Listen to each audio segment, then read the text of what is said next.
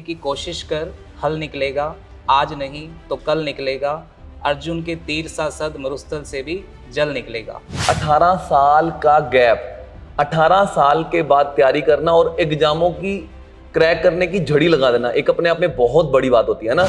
दिक्कतां ਤਾਂ नहीं पर उन्होंने फिर समझौता करना पैंदा जे कुछ अगे लेना है, आपको कुछ हासिल करना है। फिर घर भी छड्डिया ਇੱਥੇ ਤੁਹਾਡੇ ਕੋਲ ਆਏ। ਮੈਂ ਇੱਕ ਬੋਰਡ ਤੇ ਲਿਖਿਆ ਪੜ੍ਹਦਾ ਹੁੰਦਾ ਸੀਗਾ ਅਰੋੜਾ ਕਲਾਸਿਸ ਦੇ ਵੀ ਤੁਸੀਂ ਸੁਪਨੇ ਲੈ ਕੇ ਆਓ, ਪੂਰਾ ਅਸੀਂ ਕਰਾਂਗੇ। ਤਾਂ ਉਹ ਮੇਰੇ ਤੇ ਮੈਨੂੰ ਲੱਗਦਾ ਬਹੁਤ ਸੂਟ ਪੈਂਦਾ ਗਾ। ਮੈਨੂੰ ਐ ਲੱਗਦਾ ਵੀ ਉਹ मतलब ਜਿਹੜੀ ਲਿਖੀ ਹੋਈ ਸੀ ਕਹਾਵਤ ਉਹ ਮੇਰੇ ਲਈ ਲਿਖੀ ਹੋਈ ਸੀਗੀ। फैमिली और पढ़ाई को दोनों को कैसे कैसे मैनेज किया? काफ़ी मुश्किल था।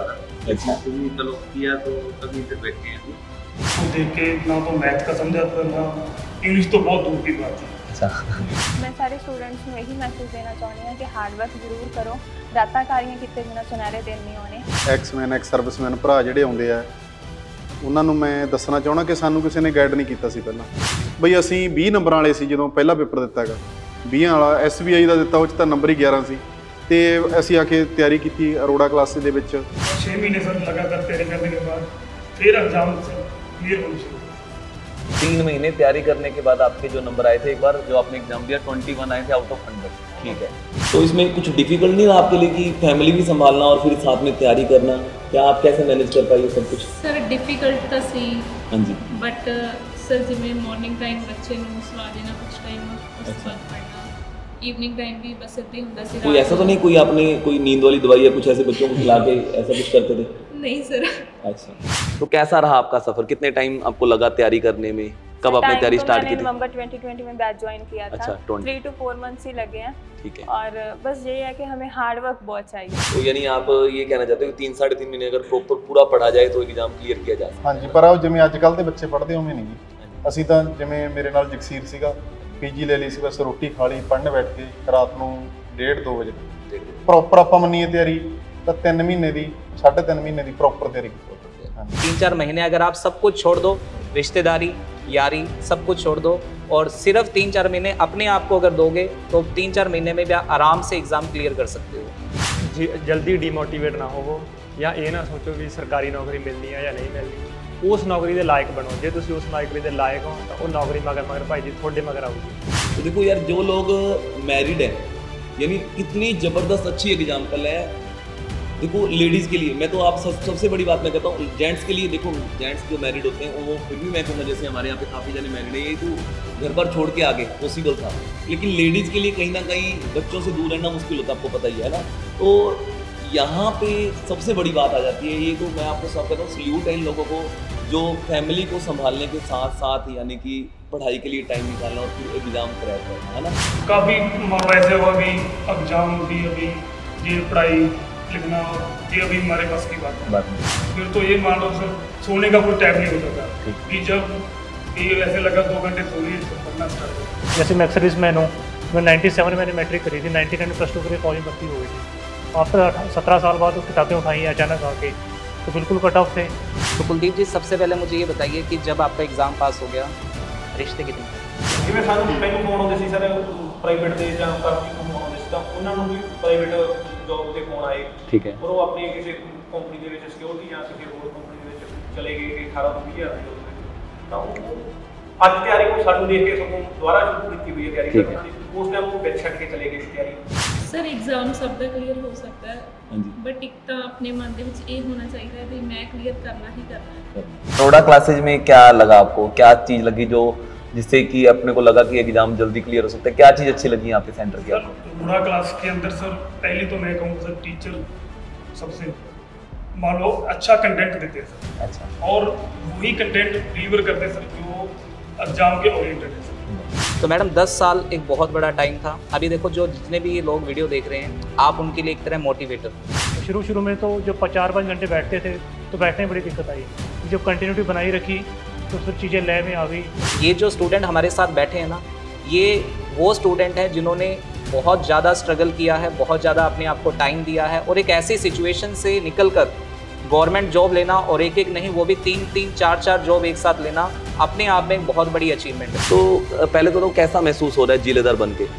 सर बहुत अच्छा महसूस हो रहा है। अच्छा, सर क्योंकि ये गजटेड पोस्ट है, ग्रुप बी की पोस्ट है, और इसके बाद जो प्रमोशन है वो भी ग्रुप ए की है, डिप्टी कलेक्टर के, तो और क्या चाहिए। फिर जैसे मैंने कोई भी इवेंट को नहीं मैंने देखा, जैसे कोई फंक्शन है, मैरिज है, सबका मैंने सेक्रीफाइस किया है। आप चाहे मेरे परिवार में जाके पूछ लो, उनसे मैंने डांट खाई है इसके बदले कि तू कहीं नहीं जाती, कुछ नहीं करती, लेकिन मैंने कहा नहीं, मुझे एक बार कुछ ना कुछ ज़रूर लेना है। उन्होंने इतना पढ़ाया है तो मैं उनको प्राउड फील कराऊँ। मुझे जॉब लेनी थी तो बस लेनी थी, और वो भी जल्दी लेनी थी।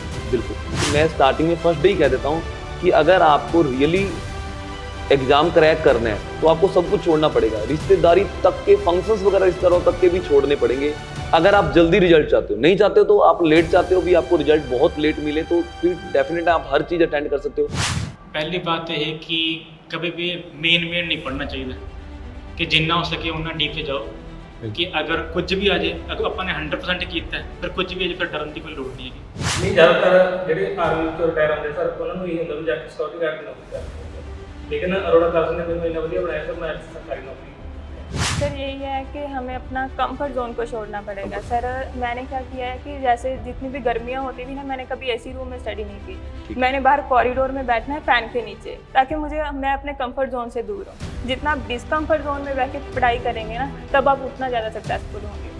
जब मैं अभी अपने नान की विदेश होकर आई हूँ तो उन्होंने सबका मुझे एज एग्जाम्पल सेट कर दिया वहाँ पे कि तो आपको लवली जैसा बनना है, आप भी जिलेदार बन के दिखाओ। तो मेरे कज़न तो मुझसे खफा हो गया इस बात पे। लोकप्रिय जी, मैं आपसे पूछूंगा कि आप क्या मैसेज देना चाहोगे कि क्या हर एक जो ग्रेजुएशन कंप्लीट कर रहा है क्या उसको 10-12 हज़ार की जॉब पे जाना चाहिए या नहीं जाना चाहिए? आप क्या कहना चाहोगे?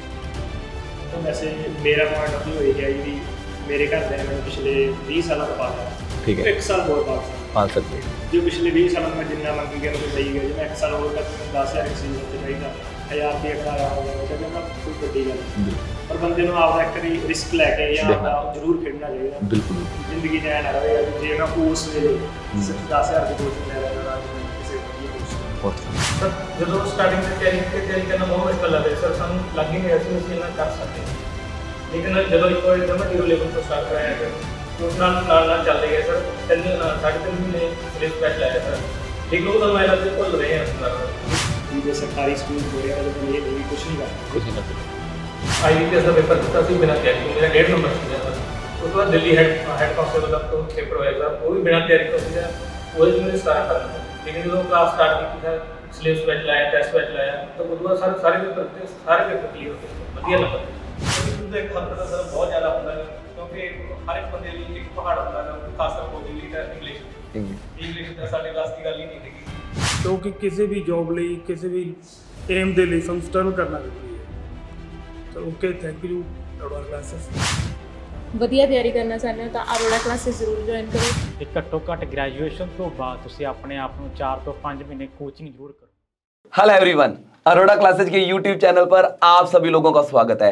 तो यार आज की वीडियो बहुत ही ज़्यादा खास होने वाली है। देखो हम लोग लेके आए हैं सक्सेस स्टोरी ऑफ 10 स्टूडेंट, और स्पेशल हम लोगों ने हाईलाइट किया 6 एक्स सर्विसमैन। देखो एक्स सर्विसमैन कौन, 15 साल की सर्विस की हुई है, 17 साल पढ़ाई से दूर रहे हैं, उसके बावजूद भी जनरल कैटेगरी के लोगों को टक्कर दी है। और इनके एग्जाम कोई 1-1, 2-2 क्लियर नहीं है, 6 एग्जाम, 5 एग्जाम, 4 एग्जाम क्लियर है। हाँ जी, तो रोहित जी क्या कुछ खास है आज की वीडियो में? तो देखिए आज की वीडियो जो है बहुत ही खास इसलिए है क्योंकि आपको एक साथ 10 लोग अपना एक्सपीरियंस शेयर करने वाले हैं कि उन्होंने किस तरीके से मेहनत की। ठीक है, जैसे कि अभी सर बात कर रहे थे 6 एक्स सर्विसमैन है, बाकी 4 लोग इसमें ऐसे भी हैं जो न्यू कमर, यानी कि जिन्होंने बहुत कम टाइम के अंदर तैयारी करके अपना सिलेक्शन लिया पहली बार में। ठीक है, और एक सिलेक्शन नहीं, एक साथ उनके 3-3, 4-4, 5-5 सिलेक्शन हर पेपर के अंदर हुए हैं। तो वीडियो को जरूर देखना लास्ट तक, क्योंकि इस वीडियो से आपको बहुत मोटिवेशन मिलने वाला है और आपको ये पता लगेगा कि किस तरीके से एग्जाम आपका क्रैक हो सकता है ना। तो चलो देखते हैं वीडियो को, और उम्मीद है आपको वीडियो बहुत पसंद आएगी। और इस वीडियो को शेयर जरूर करना टिका के, जितना ज़्यादा आप लोग शेयर कर सकते हो, है ना, ज़्यादा से ज़्यादा जितने भी आप लोगों के ग्रुप्स हैं उसमें शेयर कर सकते हो, स्टडी ग्रुप्स हैं ना, ताकि हर कैंडिडेट मोटिवेट हो। कई कैंडिडेट जो होते हैं वो काफ़ी ज़्यादा टाइम से मेहनत कर रहे होते हैं लेकिन हार मान लेते हैं। हार मानने का टाइम नहीं है यार, आप सफलता के बहुत ज़्यादा करीब हो, है ना, तो हार नहीं माननी है। तो चलो शुरू करते हैं आज की वीडियो को और इन सभी कैंडिडेट से इनकी सक्सेस स्टोरी जानते हैं।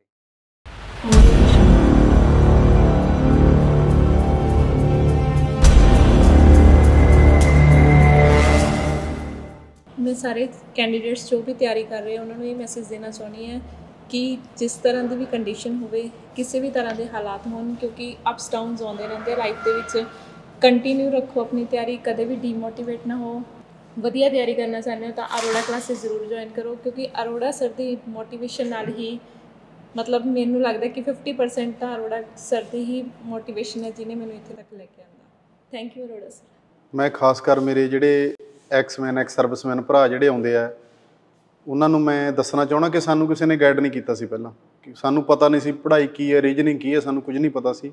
ਸੋ ਮੈਂ ਇਹੀ ਬੇਨਤੀ ਕਰਦਾ ਜਿਹੜੇ ਮੇਰੇ ਐਕਸਮੈਨ ਭਰਾ ਆਉਂਦੇ ਆ ਵੀ ਉਹ ਥੋੜ੍ਹਾ ਜਿਹਾ ਸਬਰ ਰੱਖ ਕੇ ਨਾ ਬਈ ਆਉਣ ਸਾਰ ਆ ਕੇ ਸਿਕਿਉਰਿਟੀ ਵਾਲੇ ਪਾਸੇ ਨਾ ਭੱਜਣ, ਉਹ ਕਰ ਸਕਦੇ ਆ।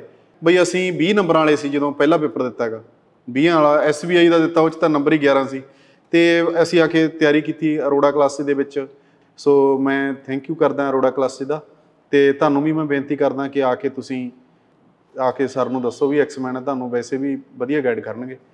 Thanks sir. ਓਕੇ, ਮੈਂ ਮੇਰੇ ਐਕਸ ਸਰਵਿਸਮੈਨ ਵੀਰਾਂ ਨੂੰ ਵੀ ਦੱਸਣਾ ਚਾਹੁੰਦਾ ਔਰ ਜਿਹੜੇ ਫਰੈਸ਼ਰ ਆ ਉਹਨਾਂ ਨੂੰ ਵੀ ਦੱਸਣਾ ਚਾਹੁੰਦਾ ਕਿ ਇਹ ਜਲਦੀ ਡੀਮੋਟੀਵੇਟ ਹੋਣ ਦੀ ਜ਼ਰੂਰਤ ਨਹੀਂ ਆ। ਕਿਸੇ ਵੀ ਐਗਜ਼ਾਮ 'ਚ ਤੁਸੀਂ ਅਗਰ ਰੀਪੇਅਰ ਹੋ ਜਾਣਾ, ਫੇਲ ਆ, ਕੋਈ ਵੀ ਐਗਜ਼ਾਮ ਕਲੀਅਰ ਨਹੀਂ ਹੁੰਦਾ ਤਾਂ ਇੰਨੀ ਛੇਤੀ ਡੀਮੋਟੀਵੇਟ ਨਹੀਂ ਹੋਣਾ। ਮੈਂ ਫਾਈਨਲੀ ਜਿਹੜੇ ਕੈਂਡੀਡੇਟ ਤਿਆਰੀ ਕਰ ਰਹੇ ਆ ਜਾਂ ਸਟੂਡੈਂਟ, ਮੈਂ ਉਹਨਾਂ ਨੂੰ ਇਹ ਕਹਾਂਗਾ ਕਿ ਆਪਦੀ ਸਟੱਡੀ ਦੇ ਵਿੱਚ ਕੰਟੀਨਿਊਟੀ ਲਿਆਉਣ, ਇੱਕ ਰੂਟੀਨ ਸੈਟਅਪ ਕਰਨ, ਠੀਕ ਹੈ, ਔਰ ਕਿਸੇ ਨੂੰ ਦੇਖ ਕੇ ਡੀਮੋਟੀਵੇਸ਼ਨ ਨਾ ਹੋਣ, ਠੀਕ ਹੈ, ਕਿਉਂਕਿ ਕਿਸੇ ਵੀ ਜੋਬ ਲਈ, ਕਿਸੇ ਵੀ ਏਮ ਦੇ ਲਈ ਸਾਨੂੰ ਸਟਰਗਲ ਕਰਨਾ ਜ਼ਰੂਰੀ ਹੈ।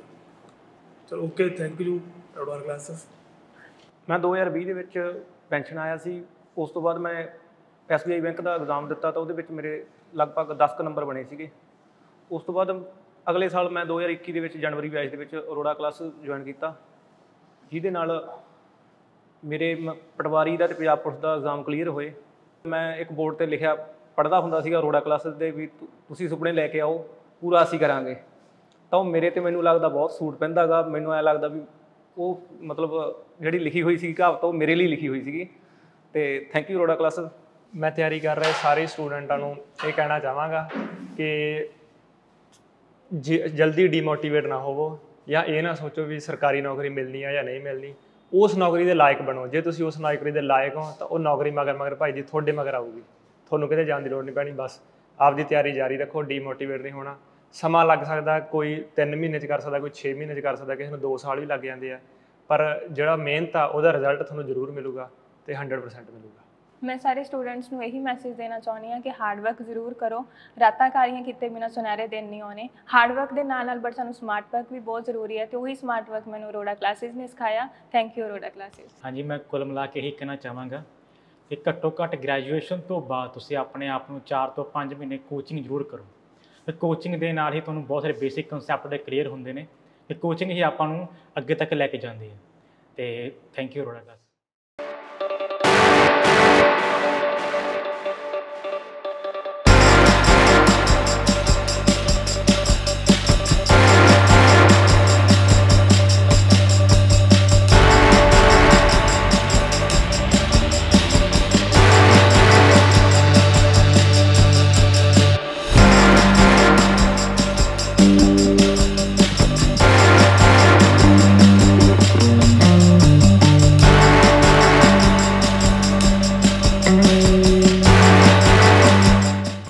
तो चलिए एक एक करके अपने सारे कैंडिडेट से मिलते हैं। तो सबसे पहले कैंडिडेट हैं विक्रमजीत सिंह जी, जिन्होंने जेल वार्डन का पेपर एग्जाम क्लियर किया है, डिस्ट्रिक्ट कैडर पंजाब पुलिस का एग्जाम क्लियर किया है, PSTCL प्री का एग्जाम क्लियर, और फाइनली इन्होंने पटवारी के अंदर अपनी ज्वाइनिंग ली है।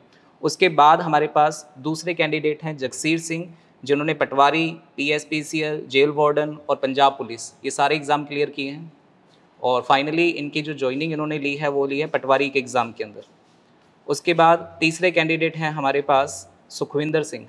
सुखविंदर सिंह जी ने भी पटवारी, PSTCL का LDC, PSPCL का LDC, Punjab police, cooperative bank ये सारे एग्ज़ाम इनके क्लियर हैं, और फाइनल ज्वाइनिंग इन्होंने भी पटवारी में ली है।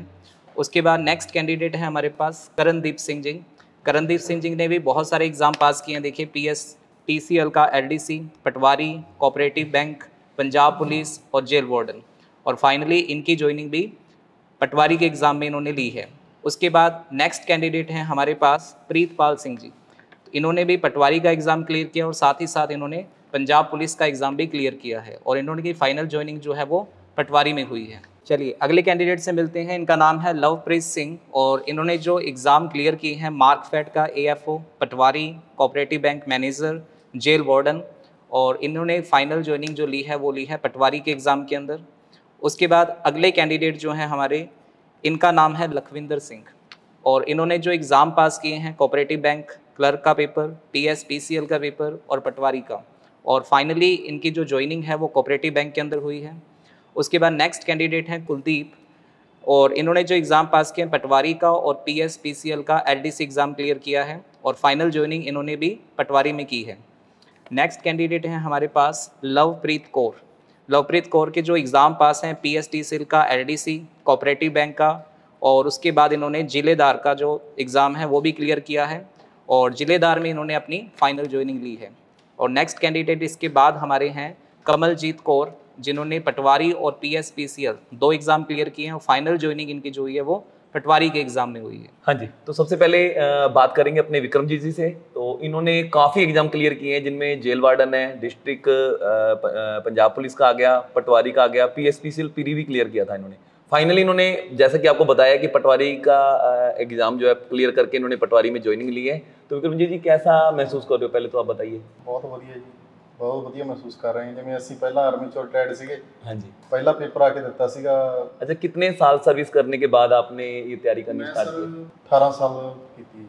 18 साल सर्विस। देखो सबसे बड़ी बात आज की इस जो हम इंटरव्यू लेने जा रहे हैं इसमें ना सबसे जो हमारे पास जो पर्सनैलिटीज आई हैं यहाँ पे मोस्टली लोग जो है ये एक्स सर्विसमैन है, इन्होंने काफ़ी साल सर्विस की है। देखो आज की इस जो वीडियो है, इंटरव्यू है, इसमें आपको इतना ज़्यादा कुछ अच्छा सीखने को मिलेगा, इतना ज़्यादा आप लोग मोटिवेट होंगे इनको सुन के, क्योंकि 18 साल का गैप, 18 साल के बाद तैयारी करना और एग्जामों की क्रैक करने की झड़ी लगा देना एक अपने आप में बहुत बड़ी बात होती है ना।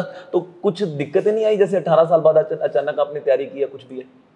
ਦਿੱਕਤਾਂ ਤਾਂ ਆਉਂਦੀਆਂ ਹੀ, ਪਰ ਉਹਨਾਂ ਨੂੰ ਫਿਰ ਸਮਝੌਤਾ ਕਰਨਾ ਪੈਂਦਾ ਜੇ ਕੁਝ ਅੱਗੇ ਲੈਣਾ ਹੈ, ਆਪਾਂ ਕੁਝ ਹਾਸਲ ਕਰਨਾ ਹੈ। ਫਿਰ ਘਰ ਵੀ ਛੱਡਿਆ, ਇੱਥੇ ਤੁਹਾਡੇ ਕੋਲੇ ਆਏ।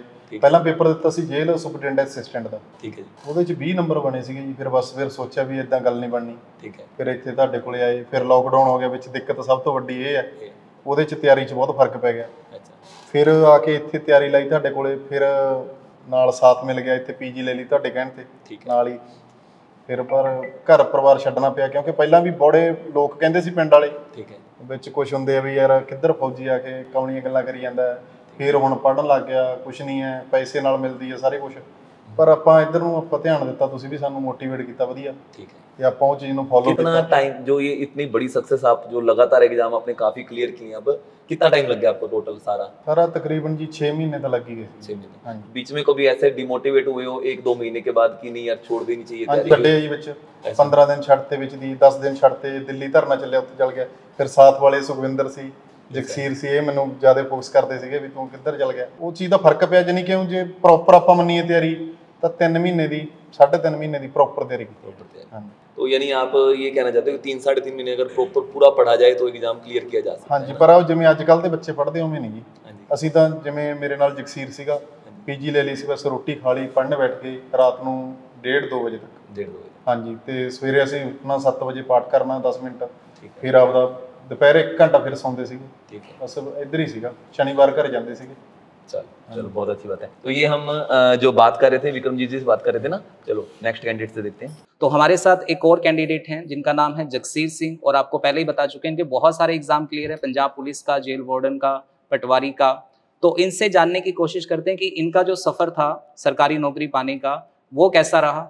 तो जगसीर सिंह जी आप बताइए कि क्या मतलब आपकी शुरुआत कैसे हुई, कैसे आपने तैयारी शुरू की दोबारा से एक बार? देखो सर, मैं 17 साल फौज में लगा के आया हूँ। उसके आने के बाद जब हम आए तुरंत ही लॉकडाउन हो गया। लॉकडाउन में पढ़ने की इच्छा तो थी, लेकिन लॉकडाउन की वजह से घर में बंद हो गई। उसके बाद धीरे धीरे जब पता चला यूट्यूब से अरोड़ा सरकारी इंस्टीट्यूट का, तो इधर आए। इधर आके बहुत मोटिवेशन मिला। उसके बाद हम धीरे धीरे धीरे जैसे जैसे बताते गए तो हम वैसे तैयारी करते रहे। और इधर 3.5 महीने की तैयारी करने के बाद हमें उधर PG ले ली हमने। उधर इकट्ठे रहे 3-4 बंदे साथ वाले। तो उधर तैयारी करने के बाद फिर एग्ज़ाम दिए हमने, तो लगातार वो रूटीन बनता है क्लियर करने का। देखिए आपने कहा कि आपका 17 ईयर्स का गैप, हाँ जी। यानी कि ये छोटा मोटा गैप नहीं है, बहुत ज़्यादा गैप होता है। 17 साल में तो मुझे लगता है कि पिछला जो आपने पढ़ा वो कुछ भी याद नहीं होगा आपको। तो क्या 17 साल के बाद जब आपने दोबारा पढ़ाई स्टार्ट की, एक बार फिर से आपने सोचा कि चलो तैयारी करते हैं, तो शुरुआत में दिक्कतें आई होंगी? काफ़ी दिक्कतें आती हैं सर। तो फिर कैसे उनको आपने मतलब उसके ऊपर कैसे ओवरकम किया, कैसे उनको? तो घर वालों से ये चीज़ मैनेज करनी पड़ती है। अब हम परिवार में शादीशुदा हैं तो वो भी देखना पड़ता है। उसके बाद फिर इधर की आ जाती है पढ़ने की, दो प्रॉब्लम आ जाती है। तो घर वालों ने चलो फिर साथ दिया बहुत ज़्यादा। नहीं, फैमिली और पढ़ाई को दोनों को कैसे इकट्ठे मैनेज किया आपने? काफ़ी मुश्किल था। अच्छा। तभी चलो किया तो तभी इधर बैठे हैं अभी। तो बाकी बैठने की प्रॉब्लम होती है, लगातार सिटिंग बनाना बहुत मुश्किल है, काफ़ी प्रॉब्लम है। लेकिन हमने साथ में हमारा एक दूसरे को मोटिवेट करते हैं, कुछ इंस्टीट्यूट की तरफ से बहुत मोटिवेशन मिला, साथ हमारे टीचर थे उन्होंने बहुत मोटिवेशन किया, तो तभी हम ठीक है क्लियर कर पाए। तो देखिए आपने सुना कि 17 ईयर्स का गैप और उसके बाद फैमिली के साथ साथ मैनेज करना पढ़ाई को, और इतने लंबे टाइम के बाद स्टडी से टच होने के बाद में लगातार 4 पेपर पास करने अपने आप में बहुत बड़ी बात है। और ये उन कैंडिडेट्स के लिए बहुत बड़ी बात है जो हार मान लेते हैं कि 2 साल सर सिलेक्शन नहीं हुआ, 3 साल सिलेक्शन नहीं हुआ। तो देखो सिलेक्शन अगर नहीं हो रहा तो इसमें कहीं ना कहीं हमारी कमी है, ठीक है, कोई हमारा वीक पॉइंट रह जाता है जिसकी वजह से हमारा सिलेक्शन नहीं हो पाता है। तो आपको मुझे लगता है कि जो भी स्टूडेंट्स अभी तैयारी कर रहे हैं, जो स्टूडेंट्स तैयारी करने के बारे में सोच रहे हैं और जो तैयारी करके हार मान चुके हैं, ये तीनों के लिए बहुत बड़ा एग्जाम्पल है और आपको इससे ज़रूर कुछ सीखना चाहिए। तो हम बात करेंगे सुखविंदर सिंह जी से। तो इन्होंने बहुत ज़्यादा एग्जाम क्लियर किया, तो सबसे बड़ी बात है ये भी एक्स सर्विसमैन, और 17 साल की सर्विस के बाद इन्होंने तैयारी करना स्टार्ट किया। कौन कौन से एग्जाम इन्होंने क्लियर किए? पटवारी का एग्जाम, PSPCL का, PSTCL का, पंजाब पुलिस कोऑपरेटिव बैंक। तो सुखविंदर जी, ये जो सफर है आपका तैयारी करने का, ये कैसा रहा? कि क्या क्या आपको कोई दिक्कतें आई बीच में, या बिल्कुल स्मूथ था, आप आराम से सेलेक्ट हो गए, या आपको बहुत सारी परेशानियां आई? सर स्मूथली तो नहीं रहा सर, काफ़ी स्ट्रगल करना पड़ा। अच्छा। क्योंकि जैसे ही हम 17 साल सर्विस करके आए, उसके बाद आती लॉकडाउन था, उसमें उसके अंदर तैयारी नहीं कर पाए। सिर्फ यूट्यूब के ऊपर मान लो वीडियो देखते थे, उसको देख के ना तो मैथ का समझ आता था, ना इंग्लिश तो बहुत दूर की बात थी। अच्छा। और उसके बाद सर हमने लॉकडाउन खत्म होते ही इंस्टीट्यूट ज्वाइन किया, और सर इधर आने के बाद सर इंस्टीट्यूट आने के बाद एक तो रूटीन बन गई सर पढ़ने की, और फिर फ्रेंड सर्कल बन गया काफ़ी। मान लो हर कोई अच्छी चीज़ बताता था, रिलेटेड कोई डाउट होता था टीचर से पूछना, और ऐसे ऐसे चलते गए। इसके बाद 6 महीने सर लगातार तैयारी करने के बाद फिर एग्जाम सर क्लियर होने शुरू हुए सर। अच्छा, कोई लाइफ में ऐसी बहुत बड़ी आपके तैयारी के दौरान मुसीबत आई हो क्या बीच में आपने थोड़ा बहुत मन छोड़ दिया, ऐसा कोई बात कभी हुई थी भी बीच में कभी मन किया हो भी तैयारी छोड़ दें? बिल्कुल सर, मेरे को इंस्टीट्यूट आए में 3 महीने हुए थे, उसके बाद IBPS का प्री का मेरा एग्जाम था। अच्छा। वो मैंने देने गया, मेरे को भी लग रहा था भी मेरी काफ़ी ठीक है तैयारी चल रही, लेकिन जब एग्ज़ाम का रिजल्ट आया और उधर मैंने पैटर्न देखा एग्ज़ाम का, तो मेरे 100 में से 21 मार्क्स थे। अच्छा। काफ़ी डीमोटिवेशन आया। 3 महीने तैयारी करने के बाद आपके जो नंबर आए थे, एक बार जो आपने एग्जाम दिया 21 आए थे आउट ऑफ 100। ठीक है। काफ़ी मान लो ऐसे हुआ भी एग्ज़ाम भी अभी ये पढ़ाई लिखना ये अभी हमारे बस की बात नहीं, पर नहीं टीचर ने भी गाइड किया, फ्रेंड भी अच्छे थे उन्होंने भी गाइड किया, ऐसी बात नहीं। फिर एक कंटिन्यू ही बनती रही भी। हाँ, फिर तो ये मान लो सर सोने का कोई टाइम नहीं होता था भी, जब ये ऐसे लगा 2 घंटे सो लिए फिर पढ़ना स्टार्ट कर देना, और ऐसे ऐसे करते गए तो फिर काफ़ी मान लो एक स्टैंडर्ड सा बन गया भी हाँ अभी एग्जाम क्लियर कर सकते हैं। यानी आप कहीं ना कहीं जो ये फाइनल जो ये क्रेडिट देना चाहते हो आपकी टीम को भी देना चाहते हो भी, एक टीम ने आपको हौसला नहीं हारने दिया। जैसे आप कह रहे हो कि आपको फ्रेंड्स काफ़ी अच्छे मिल गए थे, इन्वायरमेंट दिन रात का पता नहीं लगता था पढ़ने का ना? सर बिल्कुल सर, उसके अंदर मैं क्रेडिट मेरे टीचर्स हुए सर उनको, क्योंकि सर उन्होंने बहुत मोटिवेशन किया सर, कभी डीमोटिवेशन नहीं होने दिया भी हाँ आज आपका ये एग्जाम क्लियर नहीं हुआ।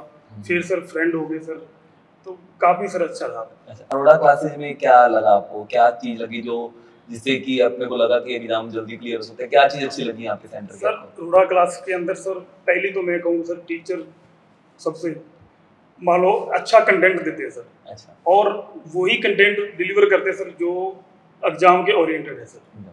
मान लो ये नहीं है भी एग्जाम मान लो क्लर्क का है उसी लेवल का है, जहाँ एग्जाम हाई लेवल का है तो उसी का मतलब सिलेबस के अनुसार वो पढ़ाते हैं सर। और उनका पढ़ाने का तरीका सर बहुत इजी है। मान लो मैथ मेरा बहुत मान लो डिफिकल्ट रहता है, मेरे लिए नहीं, हर एक एक्सर्समैन के लिए रहता है, पर उसमें देखो सर आप अरोड़ा सर हो गए सर, पढ़ाने का तरीका सर मान लो ना तो आदमी बोर होता है भी, एक इजी तरीके से समझ पाता है। ठीक है, अच्छा लगा आपसे बात करके। तो अब हम बात करेंगे कमलजीत कौर से। अच्छा, एक सबसे जबरदस्त बात मैं आपको बताऊंगा, अब जो कैंडिडेट कई सालों से तैयारी कर रहे हैं, देखो आपको मैं क्लियर कट बता दूं कि कई लोग ऐसे हैं जिनको कुछ ही महीनों की मेहनत के बाद उनका जो मेहनत का फल मिल जाता है, लेकिन कई लोग हैं जिनको काफी साल स्ट्रगल करनी पड़ती है ना, उसका भी रीजन जानेंगे। तो मेरे साथ हैं कमलजीत कौर, 10 साल, क्या मैं बोल रहा हूँ, 10 साल की मेहनत के बाद इनको फाइनल जो है पटवारी में इन्होंने ज्वाइन किया। हालांकि इन्होंने PSPCL का एग्जाम भी क्लियर किया है, काफी बीच बीच में इन्होंने और भी एग्जाम क्लियर किए। तो इनसे बात करेंगे इनका सफर कैसा रहा, क्यों इनको इतना ज्यादा टाइम लग गया, क्या इसका रीजन वो बताएंगे, है ना। हाँ जी कमल जी, तो आप बताएंगे कि कितने सालों का सफर रहा आपको और क्या क्या मुसीबतें आई, क्यों आपको इतना टाइम लगा और फाइनल आपको सक्सेस कैसे मिली। सर मैं 2012 ਦੇ ਵਿੱਚ ਕੋਚਿੰਗ ਲੈਣੀ ਸਟਾਰਟ ਕੀਤੀ ਸੀ, ਫਰਵਰੀ ਦੇ ਵਿੱਚ। ਠੀਕ ਹੈ ਜੀ। ਔਰ ਮੈਂ ਧਿਆਨ ਨਹੀਂ ਸੀ ਦਿੱਤਾ ਸਰ, ਉਸ ਟਾਈਮ ਏਜ ਬਹੁਤ ਛੋਟੀ ਹੁੰਦੀ ਸੀ। ਠੀਕ ਹੈ। ਤਾਂ ਗ੍ਰੈਜੂਏਸ਼ਨ ਕੰਪਲੀਟ ਨਹੀਂ ਸੀ, ਬਸ ਮਸਤੀ ਦੇ ਮੂਡ 'ਚ ਰਹਿੰਦੇ ਸੀ, ਧਿਆਨ ਨਹੀਂ ਦਿੱਤਾ। ਉਸ ਤੋਂ ਬਾਅਦ ਪ੍ਰਾਈਵੇਟ ਜੌਬ ਕਰਨ ਲੱਗ ਗਏ ਸੀਗੇ। ਠੀਕ ਹੈ। ਤਾਂ ਮੈਂ ਸਰ ਈਵਨਿੰਗ ਟਾਈਮ ਕੁਛ ਟਾਈਮ ਕਲਾਸ ਲਗਾ ਲੈਂਦੀ ਸੀ, ਫਿਰ ਵੀ ਬਸ ਕਲਾਸ ਲਗਾ ਕੇ ਛੱਡ ਦੇਣਾ। ਠੀਕ ਹੈ। ਫਾਈਨਲੀ ਜਦੋਂ ਮੈਰਿਜ ਹੋ ਗਈ, ਬੇਬੀ ਹੋ ਗਿਆ, ਉਸ ਤੋਂ ਬਾਅਦ ਲੱਗਿਆ ਵੀ ਨਹੀਂ ਹੁਣ ਨਹੀਂ ਸਰਦਾ, ਨਹੀਂ ਗਵਰਨਮੈਂਟ ਜੌਬ ਲੈਣੀ ਪਊਗੀ। ਅੱਛਾ। ਤਾਂ ਉਸ ਤੋਂ ਬਾਅਦ ਸਵੇਰੇ ਬੱਚੇ ਦੇ करके सब कुछ है, रात में उन्हें सुला के फिर उसके बाद पढ़ के। अच्छा, यानी आपने फैमिली भी मैनेज की और उसके बाद तैयारी भी की, तो इसमें कुछ डिफिकल्ट नहीं था आपके लिए कि फैमिली भी संभालना और फिर साथ में तैयारी करना, क्या आप कैसे मैनेज कर पाइए सब कुछ। सर डिफिकल्ट ਤਾਂ ਸੀ। हाँ जी। बट सर जिवें मॉर्निंग टाइम बच्चे ਨੂੰ सुला देना कुछ टाइम, ਉਸ ਤੋਂ बाद पढ़ना, इवनिंग टाइम भी बस इतना ही ਹੁੰਦਾ ਸੀ। कोई ऐसा तो नहीं कोई आपने कोई नींद वाली दवाई या कुछ ऐसे बच्चों को खिला के ऐसा कुछ करते थे। नहीं सर। अच्छा, तो देखो यार जो लोग मैरिड हैं, यानी कितनी जबरदस्त अच्छी एग्जाम्पल है। देखो लेडीज के लिए मैं तो आप सबसे बड़ी बात मैं कहता हूँ, जेंट्स के लिए देखो, जेंट्स जो मैरिड होते हैं वो फिर भी मैं कहूँगा जैसे हमारे यहाँ पे काफी जाने मैरिड है, ये तो घर पर छोड़ के आगे पॉसिबल था, लेकिन लेडीज के लिए कहीं ना कहीं बच्चों से दूर रहना मुश्किल होता है, आपको पता ही है ना। तो यहाँ पे सबसे बड़ी बात आ जाती है, ये तो मैं आपको सब कहता हूँ सल्यूट है इन लोगों को जो फैमिली को संभालने के साथ साथ यानी कि पढ़ाई के लिए टाइम निकालना और फिर एग्जाम क्रैक करना, है ना। अच्छा, कभी ऐसे मन किया हो कि नहीं मेरा तो कभी क्लियर होगा ही नहीं एग्जाम, डिमोटिवेट हुए, कभी ऐसा कुछ हुआ इस सफर के दौरान। सर ਜਦੋਂ ਸਟਾਰਟਿੰਗ ਕੀਤੀ ਸੀਗੀ, ਹਾਂਜੀ, ਮਤਲਬ ਪੜ੍ਹਨਾ ਸਟਾਰਟ ਕੀਤਾ ਸੀਗਾ, ਧਿਆਨ ਲਗਾਉਣ ਲੱਗੇ ਸੀ, ਉਸ ਟਾਈਮ ਸਰ ਲੱਗਿਆ ਸੀ ਵੀ ਸਾਰੇ ਸੌਂ ਗਏ ਹੁਣ ਸੌਂ ਜਾਓ, ਮਤਲਬ ਇਹ ਵੀ ਫੀਲ ਹੁੰਦਾ ਸੀ ਵੀ ਸਾਰੇ ਸੁੱਤੇ ਪਏ ਸੌਂ ਜਾਓ, ਬਟ ਨਹੀਂ। ਉਸ ਤੋਂ ਬਾਅਦ ਸਰ ਜਦੋਂ एग्जाम IBPS ਸਰ ਮੇਰਾ ਮੇਨਸ 2-3 ਵਾਰ 0.25 ਤੇ ਰਹਿ ਗਿਆ ਸੀਗਾ। ਅੱਛਾ, ਠੀਕ ਹੈ। 2018 ਦੇ ਵਿੱਚ ਲਾਸਟ ਮੈਂ ਦਿੱਤਾ ਸੀ, ਉਦੋਂ ਵੀ 0.25 ਤੇ ਰਹਿ ਗਿਆ ਸੀ IBPS ਮੇਨਸ। ठीक है। उदो सर बिल्कुल छाड़ता सीगा। अच्छा, तो क्या आप क्या मैसेज देना चाहोगे, चलो ठीक है मैरिड लोगों को या जो लोग जिनके काफ़ी लेट तक रिजल्ट नहीं आते उनको क्या अपनी तरफ से 2 लाइनों में क्या मैसेज देना चाहोगे आप। सर एग्जाम सब का क्लीयर हो सकता है। हाँ जी। बट एक तो अपने मन ਦੇ ਵਿੱਚ ਇਹ ਹੋਣਾ ਚਾਹੀਦਾ ਹੈ ਵੀ ਮੈਂ ਕਲੀਅਰ ਕਰਨਾ ਹੀ ਕਰਨਾ ਹੈ। ਮਤਲਬ ਕਦੇ ਵੀ ਡੀਮੋਟੀਵੇਟ ਨਹੀਂ ਹੋਣਾ, ਕਦੇ ਕਿਸੇ ਨੂੰ ਦੇਖ ਕੇ ਕਿ ਉਹ ਇਹ ਕਰ ਰਿਹਾ ਮੈਂ ਵੀ ਇਹ ਕਰਾਂ, ਮਤਲਬ ਆਪਣੀ ਸਟੱਡੀ ਵੱਲ ਧਿਆਨ ਦੇਣਾ ਕੰਟੀਨਿਊ। ਤੇ ਮਤਲਬ ਆਪਣੇ ਤੋਂ ਨੀਚੇ ਵਾਲੇ ਵੀ ਬਹੁਤ ਹੁੰਦੇ ਸਰ ਜਿਹੜੇ ਆਪਾਂ ਨੂੰ ਦੂਸਰੀ ਸਾਈਡ ਤੇ ਲਗਾਉਂਦੇ ਆ, बट उन्होंने उदे अकॉर्डिंग रख के अपना ध्यान स्टडी पर लगाना। तो देखिए स्टार्टिंग में मैंने आपको 2 लाइनें सुनाई थी कि कोशिश कर हल निकलेगा, आज नहीं तो कल निकलेगा, अर्जुन के तीर सा सद मरुस्थल से भी जल निकलेगा। तो मैडम 10 साल एक बहुत बड़ा टाइम था। अभी देखो जो जितने भी ये लोग वीडियो देख रहे हैं आप उनके लिए एक तरह मोटिवेटर हो, ठीक है। मैं हमेशा एक बात बोलता हूँ कि मोटिवेशन वीडियो से यूट्यूब भरा हुआ है, बहुत सारे मोटिवेटर स्पीकर पड़े हैं, लेकिन मेरा कहना है कि अगर उनके मोटिवेशन से कोई मोटिवेट होता तो सबसे ज़्यादा कैमरामैन होता, क्योंकि सबसे ज़्यादा तो कैमरामैन उनके साथ रहता है। तो ये जो आपके सामने कैंडिडेट बैठे हैं ये रियल पर्सन हैं जिन्होंने स्ट्रगल किया है, जिन्होंने सच में उस सिचुएशन को फेस किया है जिस सिचुएशन में आप जाने वाले हो। इन्होंने एग्ज़ाम को कैसे फेस किया, इन्होंने रियल लाइफ को कैसे फेस किया। तो मैडम अभी आपने कहा कि डिमोटिवेट नहीं हुए, तो आपको सबसे ज़्यादा मोटिवेशन किस चीज़ से मिलता था। सर अरोड़ा सर जो मोटिवेट करते ਸੀਗੇ, कुछ बच्चे ਨੂੰ देख के सर मोटिवेशन आती सी भी ਇਹਦੇ ਲਈ कुछ करना है, उसके फ्यूचर के लिए कुछ करना है। तो देखिए ये रियल एग्जाम्पल हैं और ये रियल लोग हैं जिन्होंने स्ट्रगल किया, उसके बाद सफलता चाहे लेट मिली लेकिन मिली जरूर। इसलिए कहते हैं कि कोशिश करने वालों की कभी हार नहीं होती। तो एक दिन आपको भी आपकी सफलता मिलेगी, लेकिन उसके लिए आपको कंटिन्यू आपका जो टारगेट है, जो आपने एम सेट किया है, उसके लिए आपको मेहनत करती रहनी पड़ेगी। तो चलिए इसी क्रम में एक और स्टूडेंट से हम बात करते हैं जिनका नाम है लखविंदर सिंह। तो इनके भी देखो PSPSL का एग्ज़ाम क्लियर है, कोऑपरेटिव बैंक का एग्ज़ाम क्लियर है और पटवारी का भी एग्ज़ाम इनका क्लियर है। तो सबसे पहले लखविंदर जी आप मुझे बताइए कि कैसा फील कर रहे हैं, इतने एग्ज़ाम क्लियर कर लिया आपने लगातार कंटिन्यू, तो कैसा मतलब फील कैसा कर रहे हो? बहुत अच्छा लग रहा है सर। शुरू में तो जब तैयारी करनी शुरू करी थी तो कभी सोचा नहीं था इतने एग्ज़ाम क्लियर हो जाएंगे। मैंने फरवरी 20 में तैयारी शुरू करी थी यहाँ से हरोड़ा क्लासेस में आके, और 1-1.5 महीने बाद लॉकडाउन लग गया था। तो लॉकडाउन लगते ही स्विच वगैरह बंद हो गए थे और 1-1.5 महीना पड़े थे, वो भी मतलब कि जीरो हो गया था। उसके बाद फिर हरोड़ा क्लासेस में ऑनलाइन क्लासेस शुरू कर दी। जो ऑनलाइन क्लासेस शुरू करी उधर से लॉकडाउन हुआ था, तो उसको मुझे बहुत बेनिफिट मिला, क्योंकि लॉकडाउन में कोई काम था नहीं, तो बस एक ही काम था, पढ़ लिए, सो लिए, पढ़ लिए। और दूसरा ऑनलाइन मुझे ये बेनिफिट मिला, जैसे मैं सर्विस मैन हूँ, तो मैं 97 मैंने मैट्रिक करी थी, 99 +2 करे फौज में भर्ती हो गए थे। आफ्टर 17 साल बाद किताबें उठाई अचानक आके, तो बिल्कुल कट ऑफ थे। और ऑनलाइन क्लास में मुझे ये बेनिफिट मिला कि एक बार वीडियो देख लेनी, नहीं समझ आए तो उसको फिर दोबारा अगेन देख लेते, 2 या 3 बार वीडियो देखते थे तो चीज़ें पकड़ में आ जाती थी। और शुरू में तो जब 4-5 घंटे बैठते थे तो बैठने में बड़ी दिक्कत आई, जब कंटिन्यूटी बनाई रखी तो फिर चीज़ें लय में आ गई, और 3-4 महीने बाद मतलब कि सब कुछ सही कैश करने लग गया था। उसके बाद फिर मैंने प्राइवेट जॉब ज्वाइन कर ली थी, क्योंकि वैकेंसी तो पटवारी की पहले निकाली थी एड इन्होंने, फिर लेट करते कि एग्ज़ाम आएगा, 1-1.5 से 2 साल एग्ज़ाम लिया है, फिर मैंने प्राइवेट जॉब ज्वाइन कर ली थी। क्योंकि शाम को मैंने कंटिन्यूटी बनाई रखी, डेली 1-1.5 घंटा पढ़ता था शाम को, अभी 1.5-2 घंटे, तो फिर वो जो कंटिन्यूटी बनी गई उसकी वजह से फिर मेरे सारे एग्जाम क्लियर हो गए। तो देखिए हर चीज़ के 2 पहलू होते हैं, हर नेगेटिव चीज़ में से भी कोई पॉजिटिव चीज़ आपको मिल जाती है। जैसे इन्होंने बताया कि देखो लॉकडाउन, सब कहते हैं कि लॉकडाउन लग गया तो काम रुक गया, सब कुछ हो गया, लेकिन कुछ लोगों ने उस लॉकडाउन का भी बहुत अच्छा फ़ायदा उठाया, घर बैठ के तैयारी की। और जो लोग प्राइवेट जॉब कर रहे थे उनके मन में कहीं ना कहीं सर ये आया कि हम भी सरकारी नौकरी करें, हमारे पास अब काम नहीं है तो हम तैयारी कर सकते हैं बढ़िया तरीके से। और उसके लिए प्लेटफॉर्म भी देखो उनको मिला, क्योंकि हरोड़ा क्लासेस ने लगातार अपने जितना भी कोरोना टाइम रहा, लॉकडाउन का टाइम रहा, यूट्यूब पर लगातार हमने क्लासेस दी, तो उसका कहीं ना कहीं बेनिफिट स्टूडेंट्स ने भी उठाया, घर बैठ के भी उठाया, और इनके मन में भी कहीं ना कहीं आया कि चलो हम भी ये सारा कुछ पढ़कर नौकरी लग सकते हैं। तो सर हरोड़ा क्लासेस जब आपने ज्वाइन कर लिया तो यहाँ पे आके आपको क्या ऐसा लगा, क्या तैयारी में आपकी ऐसे आपको फील हुआ कि अब मैं कर सकता हूँ, एग्जाम क्लियर हो सकता है मेरा, क्या आपको यहाँ पे स्पेशल मिला? स्पेशल सर हरोड़ा क्लास में ये मिला कि इन्हें बिल्कुल हर चीज़ बेसिक से उठाते हैं, मतलब पहले इंग्लिश लगा लो, मैथ लगा लो, रीजनिंग लगा लो, बेसिक से हर चीज़ उठाते हैं। तो कोई बच्चा अनटच, जैसे हमने 17 साल बाद अचानक पढ़ाई शुरू करी है, तो कोई भी अनटच ही अगर बच्चा आएगा तो वो इजीली कैचअप कर सकता है। मैंने भी कैचअप किया है। दूसरा ये बताते रहे कंटिन्यूटी बना के रखो, तो जो कंटिन्यूटी बनी रहती है उससे एग्जाम क्लियर हो जाएंगे आपके, लेकिन आपको छोड़ना नहीं, हौसला नहीं छोड़ना है। तो हम अपनी हर वीडियो में लगभग अभी जो यूट्यूब पे हमारी वीडियो जा रही है, तो हम अपनी हर वीडियो में कहते हैं कि हम लगातार बच्चे को टेस्ट देते हैं, इतना कंटेंट देते हैं कि बच्चा रात को मतलब सो भी नहीं सकता है। मतलब उसको सोने के लिए भी अगर जाएगा ना तो उसके दिमाग में ये आएगा कि सुबह अगर मेरी शीट कंप्लीट नहीं हुई तो मुझे क्लास में जाने नहीं दिया जाएगा। तो क्या आपके साथ भी ऐसा होता था कि नींद पूरी हो जाती थी आपकी? नींद तो पूरी होती थी सर, पढ़ते तो नींद तो हो जाती थी, लेकिन हरोड़ा क्लास में जैसे शुरू में स्टार्टिंग में टेबल याद कराए जाते थे, तो पहले डर लग रहा था कि सर कौन से टेबल कैसे पढ़ेंगे। तो सबसे ज़्यादा मुश्किल मुझे 1-1.5 महीने स्टार्टिंग में लगा, टेबल याद करने बहुत मुश्किल लगी, लेकिन वो फिर टेबल याद करके फिर जो कंटिन्यूटी, हरोड़ा सर एक ही बात कहते हैं कि कंटिन्यूटी बना के रखो, अगर आप कंटिन्यूटी बना के रखोगे आपका एग्जाम पक्का क्लियर होंगे। तो देखिए कंटिन्यूटी जरूरी है। कुछ लोगों को ऐसा लगता है कि सिर्फ 2-3 महीने की तैयारी हम अगर करेंगे तो गवर्नमेंट जॉब मिल जाएगी। देखो मिल सकती है, 2-3 महीने में भी मिल सकती है, 4 महीने में भी मिल सकती है, लेकिन उसके लिए ज़रूरी है कि आप कंटिन्यू उस एग्ज़ाम के लिए लगातार तैयारी करते रहो। आपको वो 3-4 महीने जो आपने लगाने हैं, उस 3-4 महीनों में आपको सब कुछ भूलना पड़ेगा। जैसा कि हम रोज़ आजकल हम यूट्यूब पे ये बात कह रहे हैं कि सर 3-4 महीने अगर आप सब कुछ छोड़ दो, रिश्तेदारी, यारी, सब कुछ छोड़ दो, और सिर्फ 3-4 महीने अपने आप को अगर दोगे तो 3-4 महीने में भी आराम से एग्ज़ाम क्लियर कर सकते हो।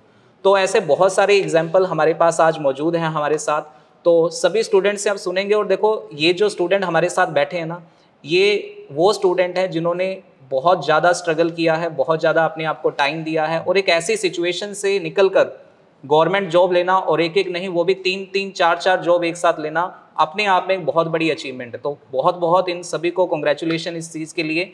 तो इस सीरियल में हम आगे और भी स्टूडेंट्स से बात करते हैं, उनसे भी जानने की कोशिश करते हैं कि उनका स्ट्रगल कैसा रहा।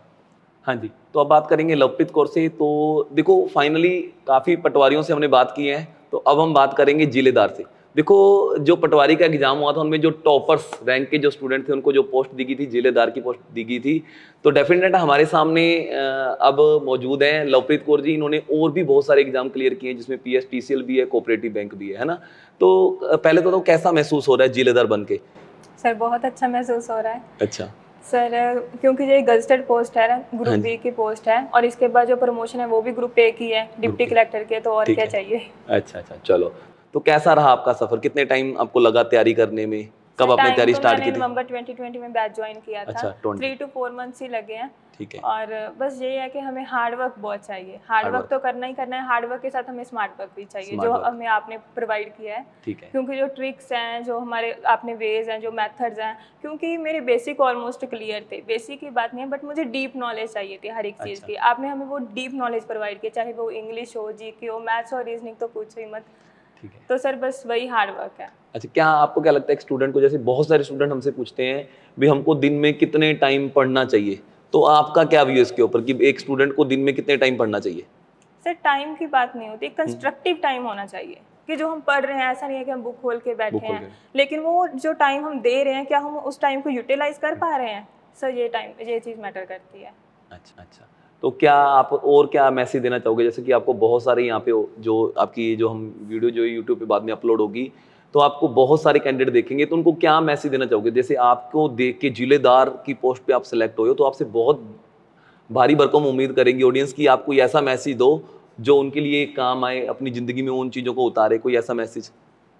सर यही है कि हमें अपना कंफर्ट जोन को छोड़ना पड़ेगा। सर मैंने क्या किया है कि जैसे जितनी भी गर्मियाँ होती थी ना, मैंने कभी ऐसी रूम में स्टडी नहीं की। मैंने बाहर कॉरिडोर में बैठना है फैन के नीचे, ताकि मैं अपने कंफर्ट जोन से दूर हूँ। जितना आप डिस्कम्फर्ट जोन में बैठ के पढ़ाई करेंगे ना, तब आप उतना ज़्यादा सक्सेसफुल होंगे। बिल्कुल। और क्या क्या चीज़ें, एक तो चलो ठीक है आपने AC छोड़ा, कंफर्ट जोन से बाहर निकले, और क्या चीज़ें आती हैं जो कंफर्ट जोन के अंदर आती हैं, जिनको चाहोगे आप ये कहना चाहोगे कि ये चीज़ें भी स्टूडेंट को छोड़नी चाहिए अपनी लाइफ में? कौन कौन सी चीज़ें और आती हैं ऐसी? सर जैसे मैंने कोई भी इवेंट को नहीं मैंने देखा, जैसे कोई फंक्शंस है, मैरिज है, सबका मैंने सेक्रीफाइस किया है। आप चाहे मेरे परिवार में जाके पूछ लो, उनसे मैंने डांट खाई है इसके बदले कि तू कहीं नहीं जाती, कुछ नहीं करती, लेकिन मैंने कहा नहीं, मुझे एक बार कुछ ना कुछ ज़रूर लेना है।